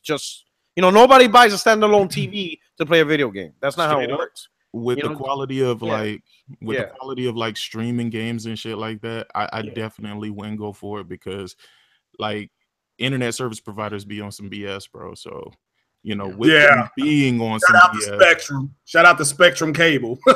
You're right about that, bro. On the BS that they are on, I definitely, maybe 2 to 3 years down the line, maybe, they'll get over themselves and say, hey, we're just going to offer everybody a great level of service. But even sometimes my internet, which is 300 megabytes down, about 75 up, damn, even that shit, just when it comes to streaming, I look at it sideways sometimes, like what the fuck is going on. So look, Rock, this is what we need Phil to do. All right, shout out to him. He brought us the X. He brought the A game. He brought the power. He said the game's on the way. We need him to just stop everything he's doing on focusing on all this other stuff that most gamers don't care about, and just focus solely on providing some games, some new experiences and new stuff like that. That's it. Like, stop all the side projects, stop all the augmented reality stuff, and just focus on buying new studios, creating them from scratch, and allowing his team to make new games and new experiences that he has. Right, so Jay, I'm gonna play devil's advocate. You know what I'm saying? Because at the end of the day, we could say what we want, but Benjamin Franklin is the one that makes the decision. Yeah. They make more money off of services than they do off their own exclusives. That's a fact. That's because they only have a handful of. No, they make a lot of money. Like, not even like. Let me tell you something. They make more money off of Minecraft than Halo and Gears, Forza combined. They make more money off of Minecraft, and it's because Minecraft is on everything. Yep. Damn. That's just Benjamin Franklin says you will make more money adopting the Minecraft model than creating more Halos, Gears, and Forzas. That's just the truth. I like the idea. From a gamer perspective and owning a console, you want more exclusives to play. But Benjamin Franklin says otherwise, and it's hard. It's hard for Phil Spencer to justify just doing the Sony strategy when they haven't been that successful with Benjamin Franklin and exclusives. It hasn't been that successful, that strategy. You know what I'm saying? The strategy of services is the more successful thing. They don't even care about hardware sales no more because that's not where they leave in losing money on hardware, but the money they make on services is way past. It's covering the hardware loss and the lack of exclusive loss. They're just making so much money off of user engagement and services that is ridiculous. Can I say something to Porter Rock? Hey, Porter Rock. I will give Microsoft a W, though. That Game Pass is legit, man. As a service, I didn't know how to feel about it, but that shit is legit. They got a whole bunch of fucking games that I never knew was actually going to go to Game Pass. and I think I probably downloaded every last one of them. So that is A1. Let me tell you why it's A1. My kids, they have an Xbox One S, and I share my account with them.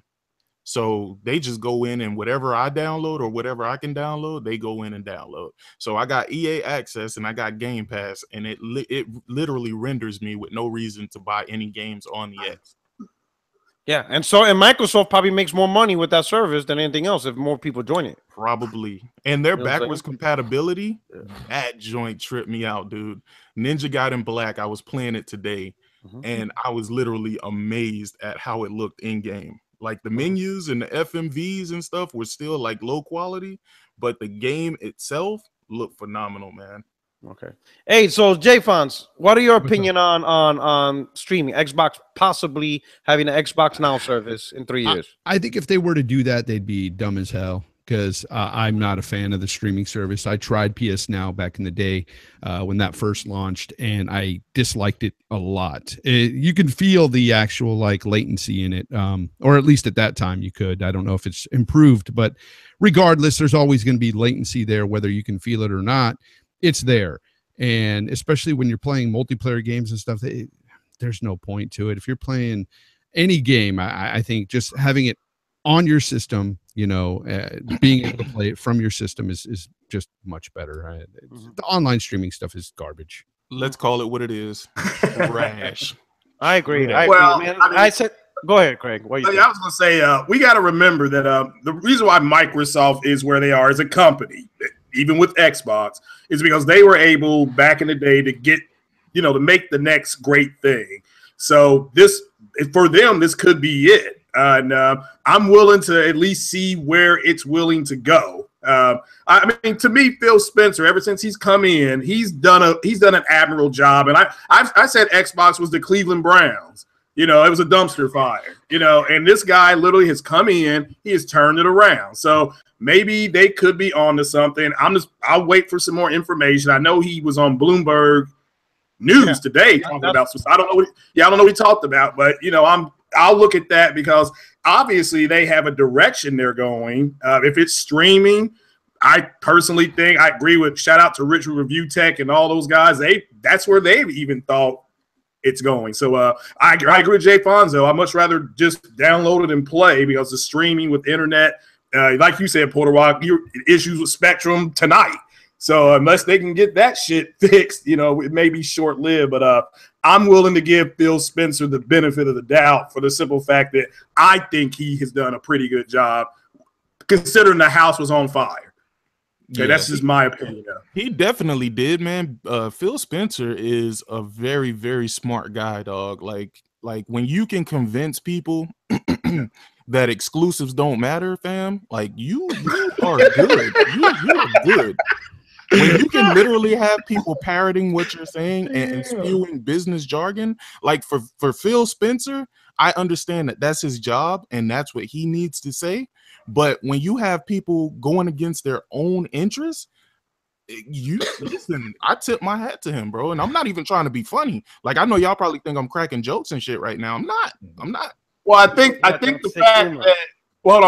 fact that he has come out in the last 48 hours, Phil Spencer said that they want to invest or buy studios or create their own studios, kind of contradicts the whole thing. Obviously, they wouldn't be putting money back in, but I personally think they've always thought it was important. But I literally think the head of Microsoft, I think, put some benchmarks out there for those guys to hit before they would start putting more money back in. But if you guys read that article, I forgot exactly the wording Phil Spencer used, but it sounded kind of odd. Like it didn't sound like this is the direction Xbox is going. No, you said something in there to the effect of shit, I don't have it on me here, but it was kind of like, you know, they're going to put something in the way of that out, but not Xbox necessarily. So I don't think the sky is falling anytime soon in that regard with streaming services. I think that right now we just don't have the infrastructure for everybody to go streaming.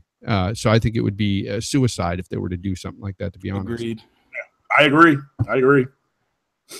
All right. So, okay. So, let me go on the last topic, and this is a final bet, and let's see if anybody participates. So, did anybody get Frozen Wilds DLC? I did. Yep. How you liking it? Have you played it, or have you been enjoying 4K gaming? Thus far, I haven't been able to play it because what happened is somehow, some way, my PlayStation deleted my save file and literally started me all the way from the beginning. So I can't just go into the Frozen Wilds. I literally have to play through the game again. Oh shit! Why don't you try to go online and download? I tried. I went into the cloud. My save is completely just not. No. I don't mean. Did you beat the game already? Did you already beat it? Yes. So I don't know. I'm saying go on to like a website, like one of those PlayStation fan sites. They upload their saves, so you can download their save. What? Oh, I see what you're saying. Somebody can send you the save file to USB. That's not personal enough, man. You can use it. Yeah. No, but I mean, if you already beat it, I mean, it's not like Fallout where you create a personality within the game, right? You know what I'm saying? So, like you could download a already save that's already completed, so at least you could just go right into, the Frozen Wild and stuff like that. I thought this saves was attached to the account. I don't know. I'll look into it though. You could upload it into because there's a separate section that has all your saves. And you can just upload it and stuff like that. And then that's it. Yeah, I've got it, but Stranger Things came on, and my girl was like, no, we need to get back and watch this." So I've been watching that too. I've just been trying to deal with the whole X and take that all in and do the comparisons and stuff like that. So I hadn't had time. Hey, listen, y'all Xbox dudes need to go out there and grab that Super Lucky's Tale, bro. I'm advocating for Super Lucky's Tale. I'm glad you said that because I was kind of interested in that title to play with the kids, to be honest. It really is a great game. Like I think it got unfairly reviewed. I will say that, but their gripes with the camera, I can kind of see it because you can only move it to a certain extent. But outside of that, the rest of the game is phenomenal, man. Okay, I'm gonna tell you. You know what the problem was? The problem was it was Mario that came out. It killed Lucky's Tale. That's why they compared platformer to platformer. Because I've actually heard some reviewers say Mario's better, and I'm like, what? Where did it just came out of left field? Like, why do you even compare the two? You know? So Super Lucky Tale was I've been having it for a year now. When I got my Oculus Rift, it was a title that came with the Oculus on PC, and it's a VR title, and they adopted over to play as a 3D title on the X. So that's where it comes from. All right, so sick. So you co-signing Super Lucky's Tales? Absolutely, man. Okay. If you got the one, pick that joint up, dog. All right, so by the way, Porter Rock, that HZD DLC. Yeah, I'm not picking it up personally just because I'm very picky about DLC anyway. But Horizon Zero Dawn, it was a great game. I hope people like this DLC, and it continues on because I'd like to play a second one. Yeah, definitely. I think that's. But the story itself, to me, it was just okay. It was just okay. It was a good story. I mean, considering, Gorilla could have done a lot worse. Oh yeah, when I first heard Gorilla was making an open RPG, I was like, "Shit!" Hey, and I gotta put this because I earlier when I'm arguing with Sick over whether the fact that my opinion is that Gears of War 4 looks better. Yes, I'm sticking to that, but don't get it twisted. Horizon Zero Dawn's beautiful, guys. I don't have anything against the game. Like, it is a beautiful looking game. I can see that. So I don't want people thinking I'm gonna tell you one thing you guys didn't. I want to tell you one thing you guys didn't consider, in between your opinions, because the one thing that's different between Gears and Horizon Zero Dawn, Gears is more of a city, graphic building. Well, yeah, that's no. But here's the thing: some people, while Horizon Zero Dawn is more of a wilderness foliage. Like some people will some people like trees and grass and mountains over just. That's what I was trying to get at. And vice versa. It's hard to say opinion which graphic, because remember you also have to look at the personal taste that you like. That's why I was asking. That's why I said on a more Uncharted. Yeah, I say maybe Uncharted be a better That's why I said on a technical aspect. That's why I said that, because like the particle effects and everything and the lighting in Gears of War 4 is just. But then again, sick is co-signing Super Lucky Tail, so we gotta talk about mental health therapy on the next podcast. You gotta have it. No, but co-signing that. I just wanted to put that out there because some of these dudes, like, dude, I'm not an Xbot and I am not a pony. I love games. That's it. I don't give a shit about consoles. I like my games. He's a Nintendo fanboy. That's why he is. So hey, except for Nintendo, yeah. I'm not big on Nintendo anymore. Now, you know what? The Switch is fantastic. The Super Mario, just my opinion, I don't see how that was a 10 out of 10. Like, I don't see it. And I beat the game. I went all the way through. I beat every level. I even beat the epilogue. Once you beat Cooper at the end, I ain't gonna spoil Spoiler it. alert. There's some stuff. No. There's some stuff at the end, but like halfway through the game, I was just like, "Damn, son, am I gonna make it to the end?" I was just like hoping that the end would hurry up and come. Like that's kind of how I felt. The game was great in the beginning. Like when you started seeing what you could do with Cappy and stuff like that, I was like, wow, Nintendo took it to the next level. They really did. But the game ultimately got boring because it was way too easy. I think they really designed this game specifically for kids, because even the bosses were like super, super easy. Super easy. Damn. And I think that's one of the reasons why I kind of didn't like it, like to that extent. It wasn't my like personal opinion was like 8 out of 10. My opinion for Mario was like an 8 out of 10. I'm not gonna disrespect the game because the game was definitely a good game. I just felt like it wasn't geared towards adults or just gamers who like some type of a difficult experience. Cuphead. Oh, and that's another one. Cuphead was freaking fantastic, phenomenal game. Cuphead, God, phenomenal game. And you know what was so crazy about that? Half of the people in the Xbox who were on my friends list either didn't buy it or never played it. Or if they did play it, they only played like 15-20 minutes of it and quit. Yeah, dude.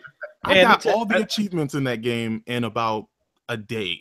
I think it was like a day. I beat Cuphead in 3 days. Yeah. I beat Cuphead. I could have stopped playing it. I even got the pacifist achievement where you go through those levels and you don't hit anything. You can't. Man, that is awesome.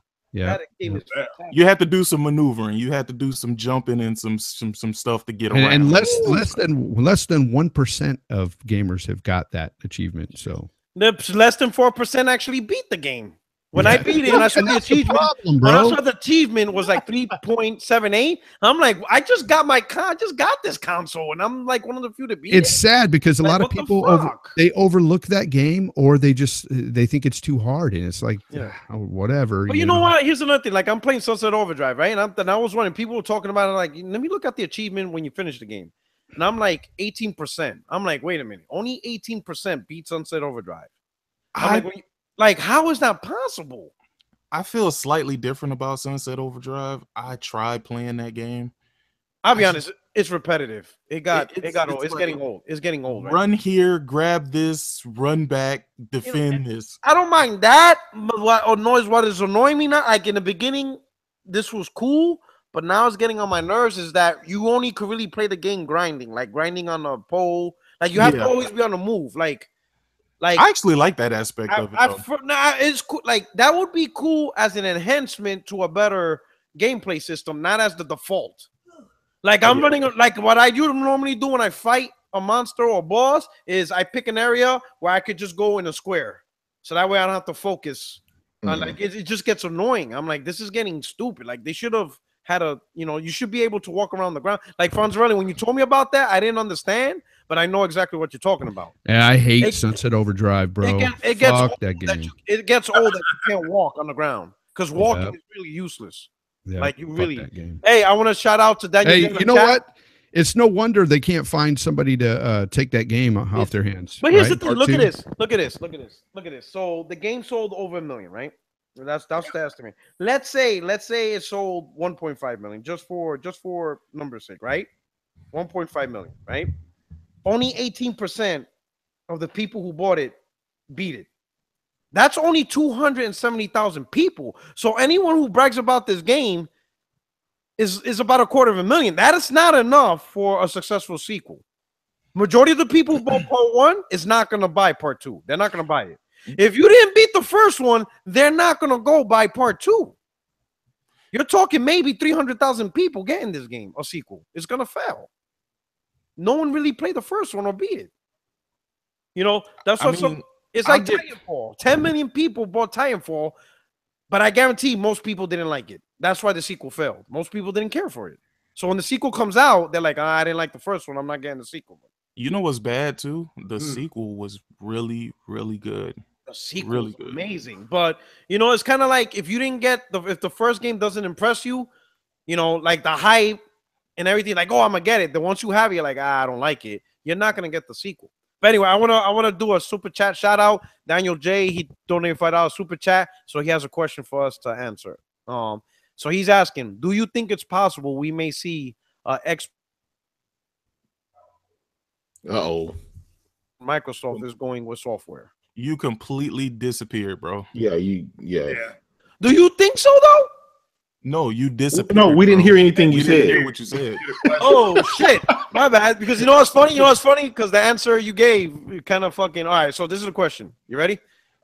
Daniel J asked, do you think it's possible we may see an Xbox app on the PlayStation someday, considering the fact with the direction Microsoft is going with software? I hope not. Yes. I hope not. Why? I hope not. The reason why I say I hope not. Hold down the line. Go ahead. You want to go, Kratos? I'll let you go. All right. I'm going to say yes. And because we've basically answered this. Rock, you the one gave the perfect answer. I couldn't even say anything after that because you gave the perfect thing. It's all about the money. The guys have already stated they're willing to put whatever, they're willing to be any and everywhere, whether it's a cell phone, whether it's on a PC, even, you know, it's possible even a rival platform. If they had an Xbox app on a Switch or the PlayStation and these guys could sell you a subscription for $10 a month, like you said, they make more money than that than on the console. So I don't see why not. They would most definitely do that. All right. So sick. What you going? From a business perspective, I think I agree with Kratos. I think if they look at it and say, hey, we can monetize this to a point where it'll be beneficial for us, they'll probably go ahead and do it. From a consumer standpoint, I think not. I think it's great to have competition out here, you know, because right now Nintendo, think about if it was just Nintendo and PlayStation. That really isn't competition in regards to like pushing hardware to the next level. It's more or less competition based on people who want to play portable games on the go versus, you know, somebody who has a home console. And it'll just be like PlayStation doing their thing, Nintendo doing their thing. With Xbox being in a ring, it gives PlayStation a reason to do better, to reach higher, to go for. I mean, because look at what happened with Paris Games Week. It's no surprise that right before the release of the X, they do all those reveals for all those games and stuff, and put out all those trailers to keep you informed. Like, hey, before you buy this X, here's what's coming out. Here's what's coming out. You know what I'm saying? The X scared them. You know what I'm saying? You can clearly tell that it scared them because they wouldn't have done that. They would have just waited for PSX to go ahead and, you know, give those announcements that they gave. Because now they're saying, hey guys, don't be too excited for PSX because we blew our load. Yeah. You know what I'm saying? So, I mean, imagine if we didn't have the competition for that. You know what I'm saying? I mean, it's just showing right there. Like, I hope that they personally don't do that. You know what I'm saying? I hope that they don't do it. But as far as business-wise, if they see it being beneficial, they probably will do it. I mean, because they're already trying to blur the lines and get everybody to play together and cross-play here and this and that. So, I mean, it only makes sense that, you know, I don't know. I personally feel like they're trying to get out of the whole console race altogether. That's how I feel personally.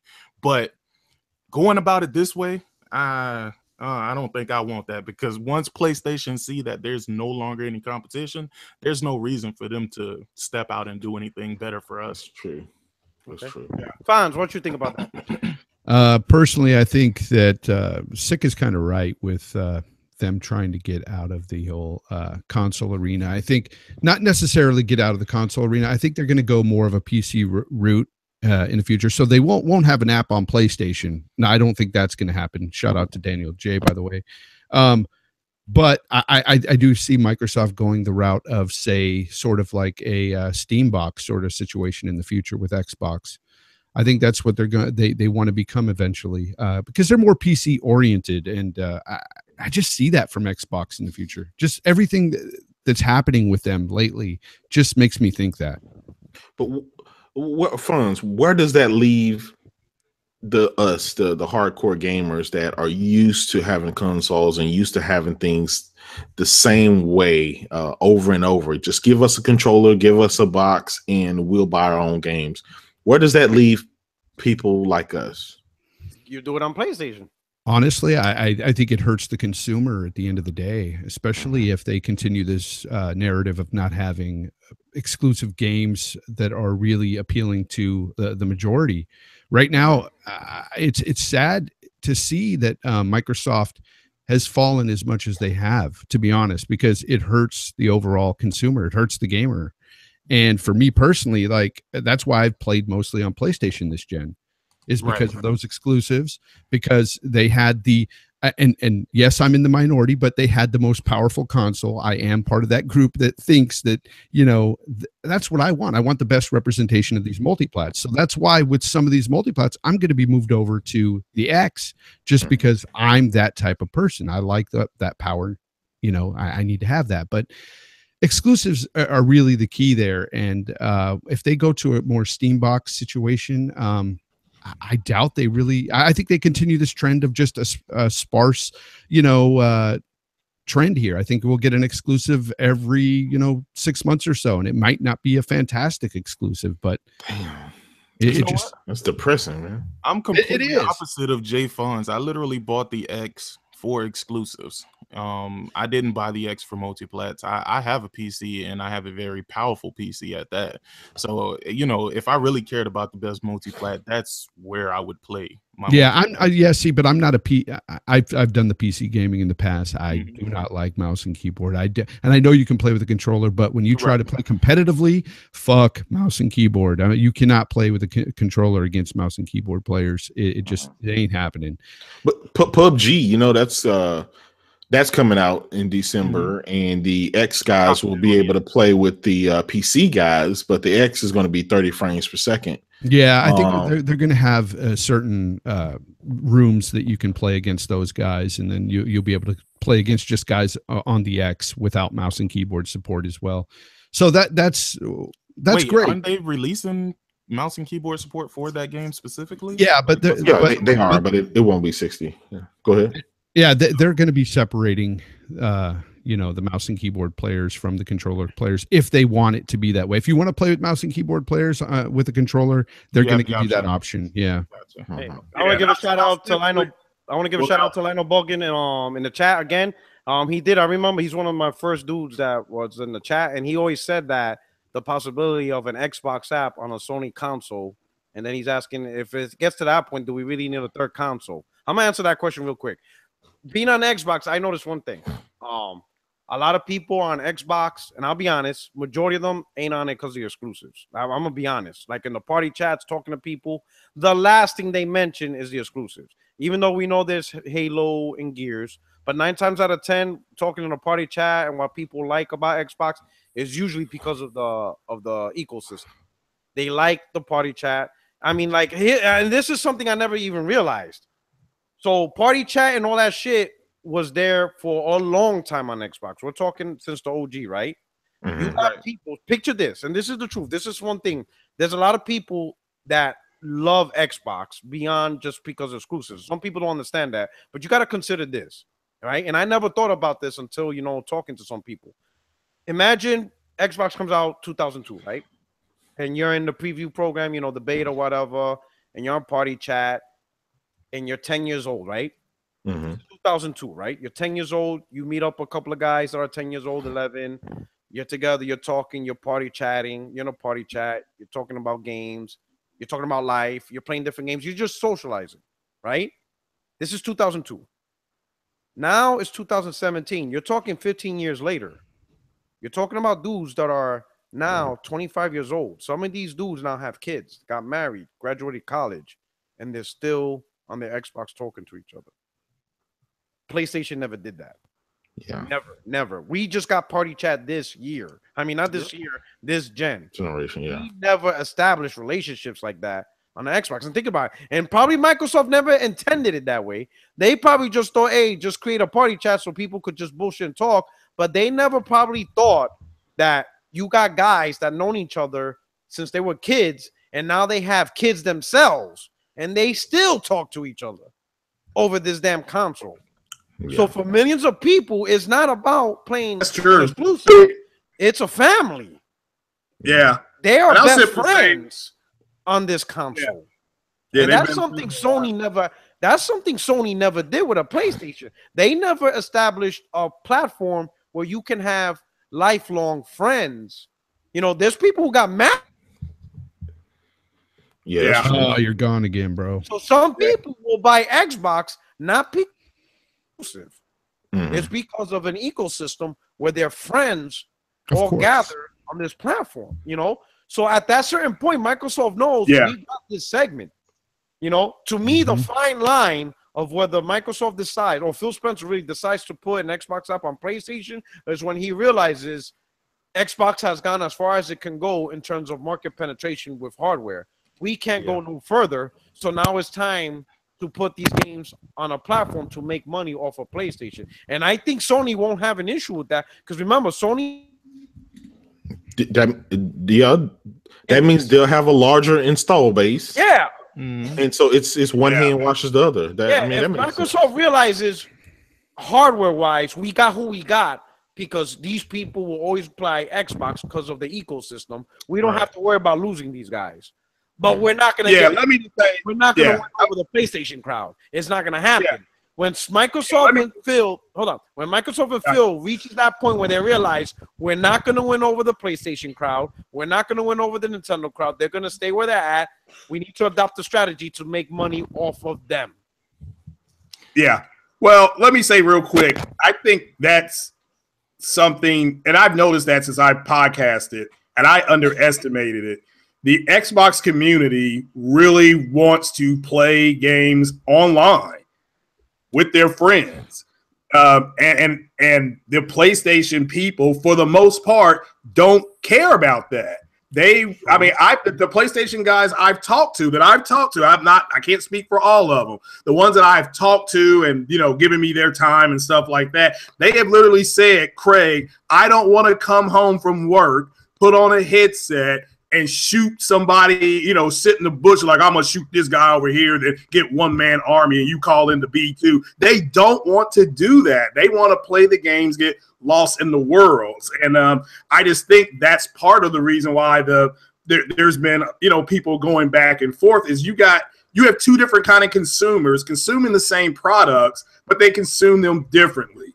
Okay, I wouldn't expect a Horizon Zero Dawn. I mean, to me, the fact that you guys couldn't just step back and say both games are great, okay, that should have been the end of it. And the fact is you're comparing a brand new IP, Horizon Zero Dawn, made by a company that's never done something like that, to a fourth or fifth, if you want to hear. I like Gears Judgment. I'm in the minority. The fact that you can even, Horizon is even in the conversation with a game that's been around since the 360, 18 feet of Horizon. That's why I would give Horizon the nod, a slight nod, because, my God, they just created that game, and that's a brand new type of character. But with that said, you got two different people consuming differently, and people just need to step back and respect each other's differences. You got an Xbox out that people that I've seen the screenshots of on Twitter are really enjoying.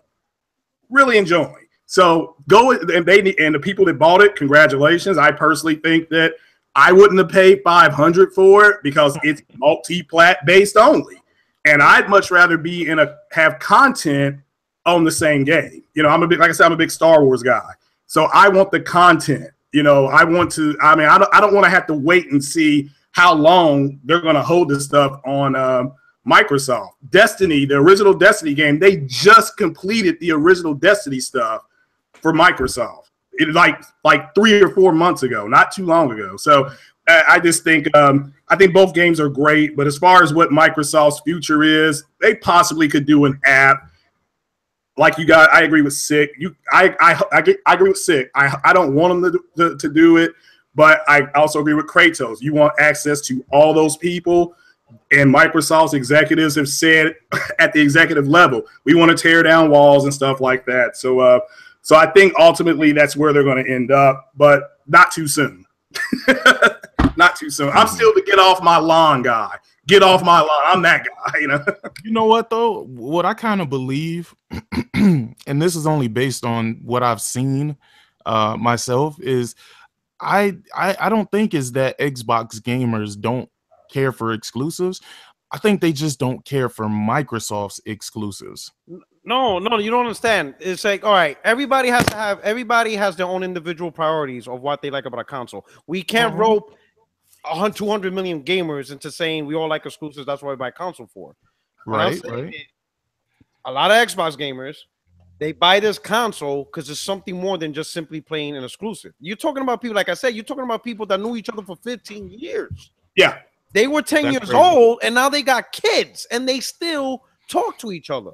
Yeah. There is no game on PlayStation that's going to come out to pull them away from Xbox.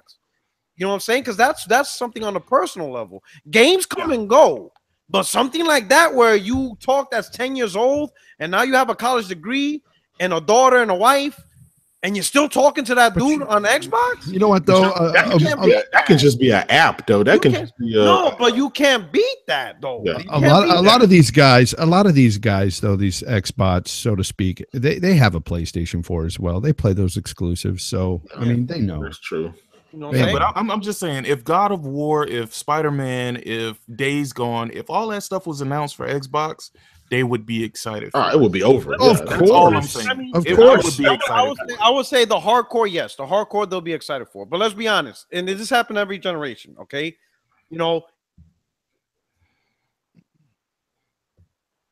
Hello? Oh man, he went. Call of Duty. I'm like, Call of Duty. We didn't hear anything you said. Okay, like every game, everybody don't play every game. Let's say that Call of Duty. That's like the biggest example. Oh, people buy, console for Call of Duty. Call of Duty sells like 12 million on PlayStation. There's 70 PlayStation sold. So obviously there's like 50 million that don't play Call of Duty. You could pick any game. The majority of people don't play that game. No, I don't care what game you pick. Majority don't play that game. Everybody has a different taste on what they're going to play. That's where variety comes in play. Yes, everybody don't play Uncharted 2. But to the people that don't, they may have picked up Horizon Zero Dawn. Majority of people don't buy Horizon Zero Dawn. But that means some people buy Last of Us. That's why you need variety, because 100% of the people don't buy, unless it's Grand Theft Auto 5. 100% of people don't buy one game. Majority don't like it. Of course. Like, you know what I'm saying? But that's where variety, because variety is what spread loads. That's where you get your 70 million, because throughout the 70 million, people picked and choose what they want to play. When you have a console that don't have variety, of course, it's a harder sell because there's less choices to pick. Hey, Porter Rock, you said Grand Theft Auto 5. Did you see the statement? This is kind of off topic a little bit, but did you see the statement that Take-Two Interactive made about their future games? What happened? Did you see the statement that Take-Two made about their future games? No, what happened? Oh, the microtransactions? Yeah, man. Well, yeah, they said 50% of the money of Grand Theft Auto 5 just came from microtransactions alone. 50%. So all of their games in the future, baby, get ready. You asked for them. I mean, the here's the thing about it. Us gamers, we say we don't want something, and we turn around and spend our money. Just like we've been complaining about Call of Duty for what, a decade, about the different stuff, and then we turn around and buy it, and that version sells more than the previous version. Same with Madden. We cry about the exclusivity with EA and stuff like that. We can't wait for Take-Two to be able to come in, and we turn around and buy the next game more than so why is anything going to change? buying the game itself isn't the problem. It's buying that actual loot crate or whatever it is in game that's fucking the program up. And the thing is like you're saying that we say we don't want this, but we end up buying it. Well, and when it comes to the microtransactions, I think that we are just a vocal minority against that stuff. The majority of people out there, they're speaking with their wallets and they're paying for this shit. And unfortunately, we're going to have to deal with it. And it'll probably end up being the end of gaming eventually because they are fucking this shit up. And Activision is just going wild with some of this stuff they're trying to do. I would love to know who actually purchased shark cards. Because I ain't going front. I cheated like a motherfucker on that game. They had this. Yeah, they said 50% of their money comes from shark cards. 50% of the revenue they made over Grand Theft Auto 5 was because of that. That's crazy. There was a glitch where you could sell cars and like buy cars, sell cars, buy cars, sell cars. I literally did that till I had about maybe $100 and something million or whatever, and I literally never had a reason to buy shark cards. Damn. Yeah, with most of these games, there's no reason to buy anything. You can get the things in the games, but it take you so long to grind. Yeah, it's turning into a grind fest with some of these newer games, and they're doing that purposely because they want you. They want to entice you with that shit. And I've been warning people against microtransactions for a while now.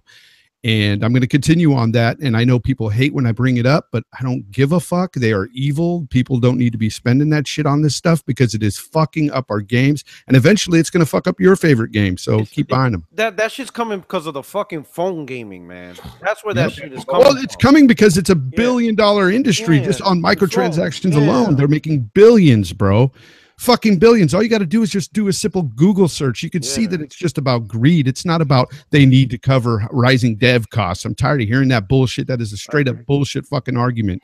They're doing it because they can. It's marketable. They're gonna force feed you this bullshit in our games. They're gonna make you enticed to buy this shit. They're gonna make games harder, grindier, just to get you to fucking buy this stuff. Or they're gonna make it pay to win. The question is, when you buy these microtransactions and you've successfully skipped playing the game, how do you retain these people to keep buying microtransactions? My mind is blown on that entire situation. Well, there's guys out there that are spending 15 grand on one game alone in microtransactions. On what though? Yeah. On mostly it's mobile games, but I'm sure there's guys that are paying for the bullshit fucking emotes in Destiny too. It's like, what? Yeah, that's true, fuck, dude. That's true. I mean, everything's different now. I remember they're like. I mean, think about it. We live in a world where there's people who just enjoy watching other people play games. I remember. I remember my father was looking at my niece, his granddaughter, and she was just on a tablet, and he's telling me in Spanish, what is she doing? I'm like, oh, she's watching somebody play a game, streaming. And he's like, she's just sitting there watching somebody else play. And I'm like, yeah. I'm like, so these kids are so damn lazy, they're not even gonna play the games themselves? Like, you used to play your own games. You didn't sit there and watch somebody else did it. I'm like, this is a different era. He's like, that's stupid. Like, you used to do it yourself. Now these kids are too lazy to do it themselves. They want other people to do it. I'm like, I don't know that. It's just that's just what they do now. It's a big thing. I'm not gonna lie, man. When I saw what they were doing with Grand Theft Auto 4 online, Grand Theft Auto 5 online, it kind of pushed me away from it, man. Like, because what they were doing is you could actively see them nerfing the missions. So you would get X amount of points and X amount of dollars for completing a mission, and then they would literally slice it in half. And I'm like, what the fuck? Like, wow. You're basically trying to force me into buying some shark cards or something like that. And it got to the point where, to me, it just wasn't fun anymore. And I just stopped playing it altogether. Yeah, but a lot of people are doing that. And they just, I don't know. It's crazy. All right, we're going to wrap up the show. But before wrapping it up, I want to give a humanitarian award to my man J-Dub City. So if most of you don't know, he, without even announcing it or very little announcement, he did a giveaway for 2 Xbox One X's. And he announced the winners. Who are the 2 winners? I know Fame 2K was one of them. And some guy named Ryan Gulling, at Ryan Gulling or whatever. So what I find amazing about this, though, it just came out of the blue. and he's like, hey, hey, just tune into my Twitter, and then boom, out of the blue, he announced the winners. Even Fame 2K didn't even know it was happening, right? What I found amazing is he did this, 2 of them, 2 Xbox One X's, and this is not the only time he done this. He done this with the Switch. He done it with VR. He's been doing these giveaways like randomly, and people are just like, I didn't even know I was like in the running, and they just get it. And he does it. Hold up. He does it without asking for anything. He doesn't have a Patreon. He doesn't ask people to sign up for something. He doesn't even ask for you to follow his channel or nothing. He just constantly does this, And it's people like him that really makes this community something special. And like, he's just an inspiration and a great example of just people that do well, but they give back to the community and know that some people may not be in the position that he's in, and that he's willing to, and he's, he talks shit about Xbox, but for a dude to talk shit about Xbox, he wants people to enjoy the platform, and he puts his money where his mouth is, like literally, because he just gave away $1,000 worth of console hardware, and all he did, and he just randomly made 2 people happy, and he didn't ask for anything in the world. He didn't even ask for this. You understand what I'm saying? So that's pretty, I want to say thank you. That's pretty amazing what you did, J-Dub City. And a lot of people probably don't even realize what you did, but I think you need to be recognized for that. You know what I'm saying? That's awesome. That's just outstanding that you were able to do that. And this isn't the first time. There's people out there that got to switch because of you. And that's just absolutely amazing and phenomenal, man. When I saw it, that's awesome. I was like, awesome, yo, man. That is legit. That is legit. What I would have thought in my mind is the Xbox people who are, extremely pro Xbox, that's trying to convince you to buy an Xbox, would have been the ones to give away some Xboxes, but it didn't turn out that way. I think a few did, but I think you had to be like Patreon and stuff like that. Once again, they did not do it out of the goodness of their heart. They, who I shout out? I'm gonna say this. Shout out to who Doc Cupcake is. Yeah. He has a charity. He's part of a charity program, Operation Supply Drop, and they give a lot of gaming consoles, whatever they are, to like veterans and stuff like that. It's a pretty good stuff. So if you're on Twitter, look for Operation Supply Drop. It's a good charity thing. And he's a good it's awesome. Yeah, there's a lot of good people in this community, man. Like I've said, maybe you guys don't know, but I put it out there and I made a video on it and everything. My Xbox One X mainly was paid for by the community because they wanted me to have one, and they contributed and got me an X essentially because I couldn't afford to get it at this time. I've got some personal issues, and I'm very grateful. And I got to say, this community has so many great people in it. Sometimes we argue, we bicker and fight amongst each other, but at the end of the day, man, we're gamers. We know what we love, and it's this hobby, and we want to see it continue and grow, and that's all we're about. And like all this fighting and shit, it's all bullshit. I mean, come on, like we all love this hobby. So I got one more question because I got another super chat donation for Fall of Duty. He's asking, do you think YouTubers promote microtransactions? Absolutely. The ones who do the loot box openings like live and shit like that, of course they're promoting it. Of course. And there's one dude, I forget what his name is. Damn, he plays 2K all the time. Yeah. And I think he was like buying, I guess, cards or something. Is it I am King Carter? Yeah. I think that might be him. Yeah. But he does a lot. King Carter. No. I think it's Chase. Chase. Yeah, Chase Money. Yeah. Didn't T-Martin have a scandal with some shit with CSGO? Yep. Yeah. And that here's the thing. Anytime these Twitch streamers and stuff, they open 100 loot crates at a time, that they're just showing their fans, hey, this is what you do. This is go out there. They're not telling people to, but subliminally they are. They're making some of these young impressionable kids want to buy these loot crates and be like their favorite YouTuber. It's like cigarette commercials. Exactly. And it's fucked up because at the end of the day, the loot crates especially are so bad because that's gambling. I don't care what the fucking ESRB says. That is gambling in a nutshell. Yeah, you are paying for something with real money and taking a chance on something you might not get. That is the definition of gambling. Yeah. Yep, That's true. They need to regulate that because technically that is what gambling is. As long as the microtransactions or the loot crates are not intrusive and don't impact the game, I don't really care about them. If people are gonna buy them, they're gonna buy them regardless. You literally. But here's the thing: don't you think what to do with their money? Don't you think if they could put something in a game, they should make it to where you can buy specific items? This loot crate shit and this gambling should not be in our games. Like if you want a fucking specific skin, fucking pay the $2, buy that fucking skin. If you're that stupid, go ahead and do it. I know some people that they need to regulate, because I think it's never going to be regulated because you don't win actual money.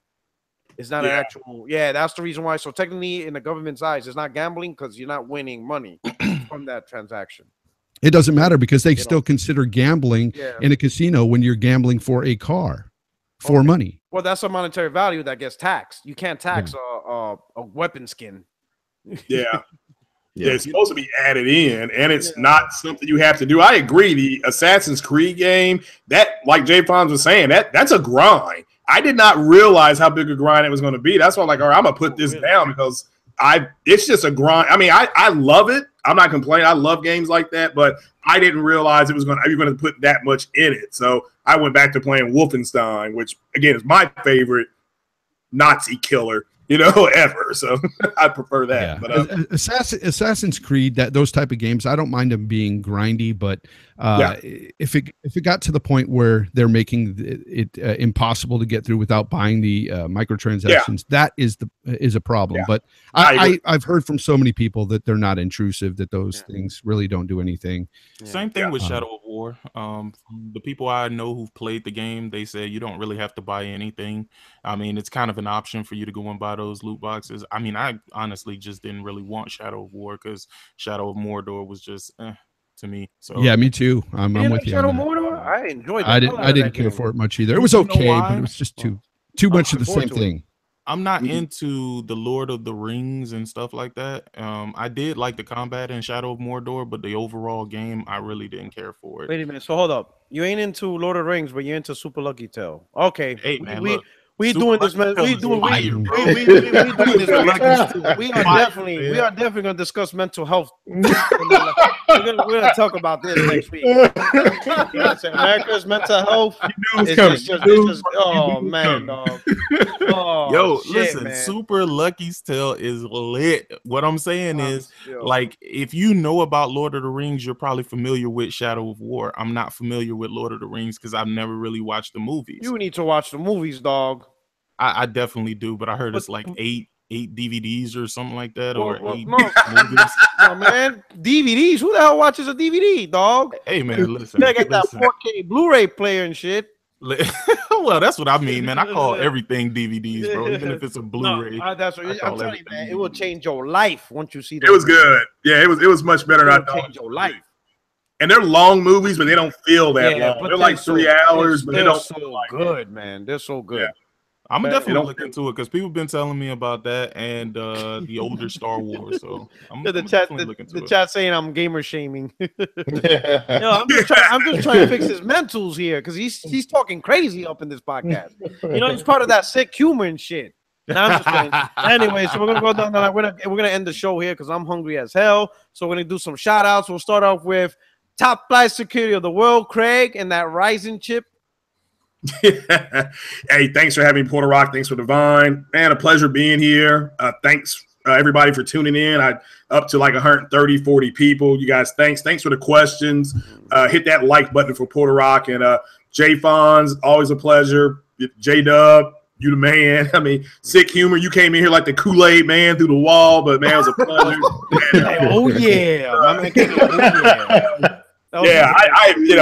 First time in here with you, bro. I talked to you a little bit on Twitter, and I hope it's not the last. I enjoyed talking to you tonight. All right. Hey, speaking of that Ryzen chip, you heard Intel and AMD joining forces, right? What?